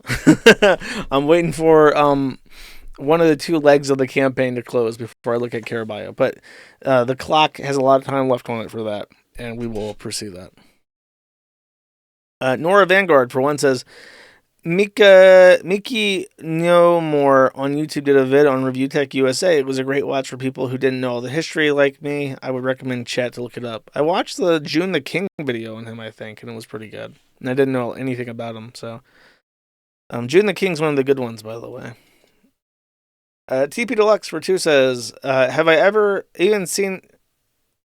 Oh, have I ever shown a butthole on stream and then PPP entered the chat? I mean, he did. That's not a lie. Dr. Coffin Nails for 2 says, Red Letter Media just trolls Star Wars fans these days. They know that the Acolyte is 100% crap, but calling it interesting, their negative reviews of the prequel trilogy have aged like milk in the sun. What? Bro, the prequel is fucking bad. Like, I don't give a fuck how bad Dude, this guy, you have to be like a Zoomer. At most. Maybe Gen... What's the next one? Gen Alpha? The prequels are boring and shit with bad fucking writing and Jar Jar Binks. I don't give a fuck how bad the Acolyte is. I don't give a fuck if it's woke and the prequels aren't woke. They're bad fucking movies. They have a couple, like, quippy bits, but no. The new Star Wars shit being worse does not make the prequels good. There are 2 good Star Wars movies. Everything else sucks. Lucifero 210 for 1 says, why is Hassan so skinny? Is he bulimic like a teenage girl? I guess he's probably self-conscious on camera. Sir Calf for 2 says, Europe will heal. In 50 years, small hat banking will be abolished. People will worship Jesus as a prophet in droves, gays publicly lashed, and men in dresses executed. But it will be a caliphate. Dude, white Sharia is cringe. They worship a pedophile. Tetrabax for 20 says, the old lowercase I, uppercase everything else internet was wild. I wonder if the little ones will get a similar experience next cycle. No. The old internet is dead. They will never experience anything like what we had. Royal Trash for 5 says, free my homie Roxanne Wolf from the pound. He's not banned or anything. I don't know what you're talking about. Lion King for 1 says, B-Jams. Lucifero 210 for 1 says, imagine if Ralph gets his ass beat in Minnesota or served papers again. He's expecting it. Lucifero 210 for 1 says, Juju, Baldo, and Gunty would want to be Hunter S. Thompson so bad. Maybe they'll end up like he did. Yeah, people forget he killed himself. I think that's their plan. Dick is probably just going to kill himself when he gets too old. Lucifero 210 for 1 says, Jade will twist Ralph like a pretzel with her chinky kung fu magic. Now that would be funny. If he got beat up by a Vietnamese woman, that would be fucking hysterical.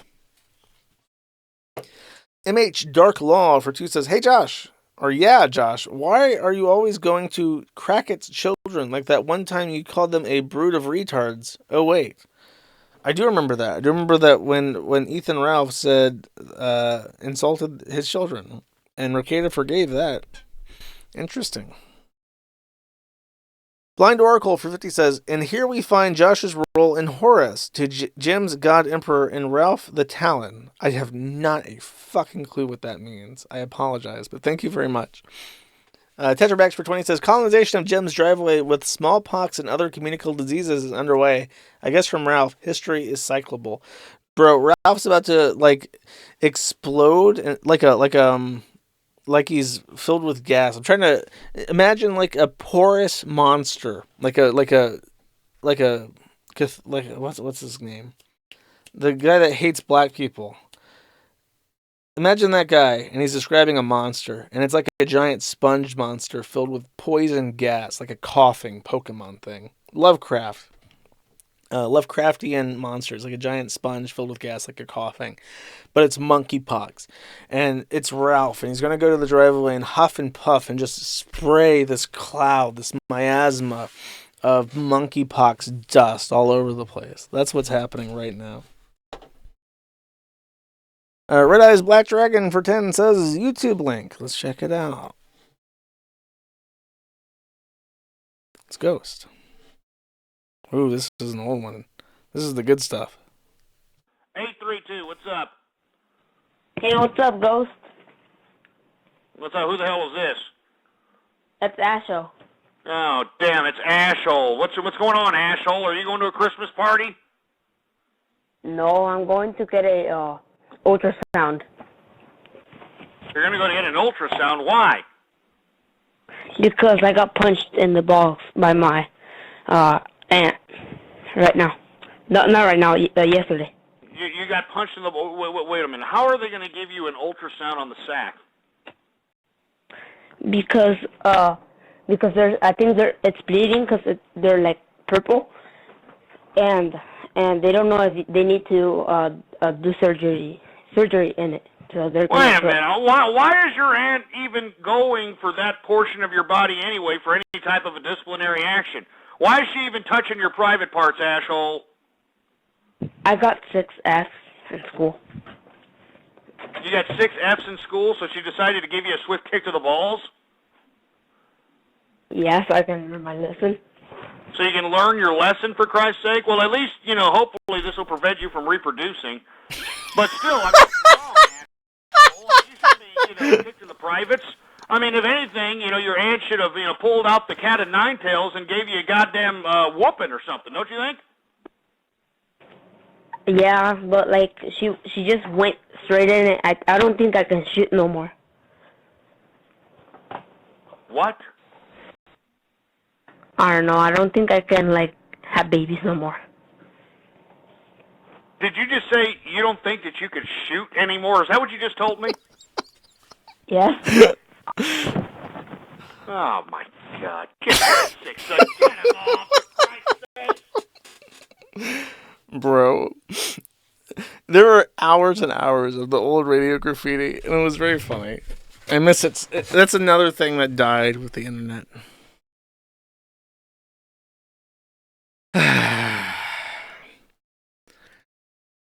John D90 for one says, "Here's $1 for Torta Tuesday." Thank you, John D90. Appreciate it. Romburger for 2 says, "It was a rusty poop, Josh. Let's be real here." Ew, that's gross. Sneedo for 2 says, "Hassan got cyberbullied in real life." I already played that. Cody Dante for 15 says, "Return null." Always do. Don't worry. Thank you. Matty Archiver for 1 says, "Like Bossman's door, I am out of here. Won't be archiving to YouTube for now, but check out Matty Archive 410, Matt at the Archive, and KK Archive. Good 5-ish years of archiving Sneedo and friends." Well, thank you very much for your help. You kept the flickering light alive on YouTube for as long as you could. But nobody can stand up to the harsh winds of the Pajit menace. The Lion King, for 1, says, "I am a Caribbean hobo." Yeah. Aryan Queen Generator for 5 says, "You know Kayla thirsts for air non-limp cock daily. He may be a dipshit fucking retard, but he is infinitely better than Nick." That's probably true. He's not facing 25 years. 11th Circuit for 2 says, "Ralph is definitely getting a wedgie tomorrow." Dude, he doesn't wear underwear. He's 10 steps ahead of you. Nice try. The Lion King for 2 says, "The Caribbean hobo guy sounds like he's having a bipolar episode. Pretty common in the mixed race." He's half Indian, so yeah. Anime sucks. Cope and Sneed for 2. God damn it! That's the first message that works when I click it. Okay.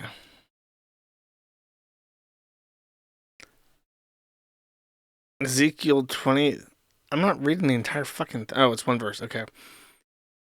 Where's King James? There it is. "For she doted upon their paramours, whose flesh is as the flesh of asses, and whose issue is like the issue of horses."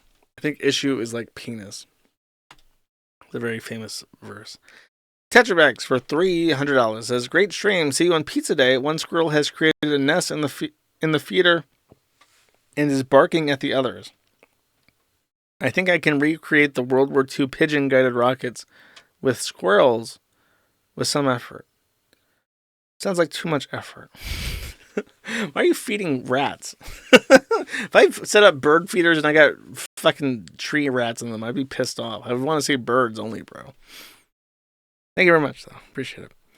Wormless Wonder for 5 says, "Please make a wild yet plausible prediction for something that might happen at the Omnibus." Someone says the words, "This whole damn court's out of order," and or Ralph gets arrested for any reason, and or Ralph is confronted by the bailiff in the parking lot. Something like that. He's going to be told that he can't come to the courthouse because he's disruptive, and he seethes about it for like, okay, here's what's going to happen. He's going to show up at the parking lot, and because he made that tweet about bringing a knife to the courthouse, the bailiff is going to tell him that he's not welcome at the hearing. He lost his right to go because they have security concerns about him. He's going to bitch and moan at them, call them something stupid like a shyster or like a corrupt cop or something, but then he's going to respect what he says. He's going to wander off the parking lot and says, well, you can't stop me from being on the other side of the street then, or on the sidewalk. And the bailiff's gonna be like, no, you can stay on the sidewalk. So he's gonna like fake a protest at like the corner next to the courthouse. And then he's gonna get tired after like 15 minutes when everyone just walks into the courthouse and ignores him. And then he's gonna go to Minneapolis. He's gonna find a bar. He's going to lie about not drinking. He's going to show his sloppy ass food, and he'll never, ever, ever go to Jim's driveway. That's what's going to happen with Ralph. That's my prediction. Debugs for one says, hey Josh, have you ever been to Latvia? Apparently the live casino games that Bossman plays are based in Latvia. No, but oddly I know many Latvians. Latvians and Poles. They're my go-to groups of people for whatever reason. Brianna Wu Hyper Bimbo for 10 says, Brianna Wu was talking to some groypers earlier about Gamergate. Check out this super fun chat. Okay. I will. Let's see. Is it like short? I don't want to like watch an hour of Brianna Wu.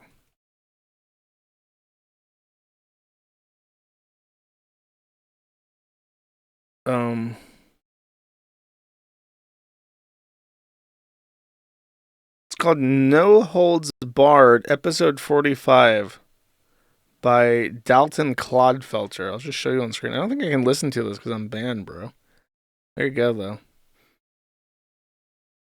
No Holds Barred, episode 45. Apparently, Brianna Wu argued with groypers. Tetrabags for 10 says, in-game. I still have no idea what the fuck that means.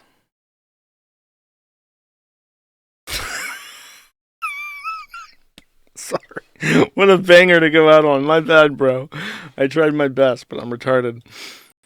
Alright, I have a song picked out. Thank you guys for watching. I'll see you after the Battle of Jim's Driveway on Friday. No matter what happens, I will stream only on Friday, so you might have to wait 2 days after something exciting happens after Ralph dies. Take it easy. Outro song is Talkin' on the Internet by Spiritual Cramp.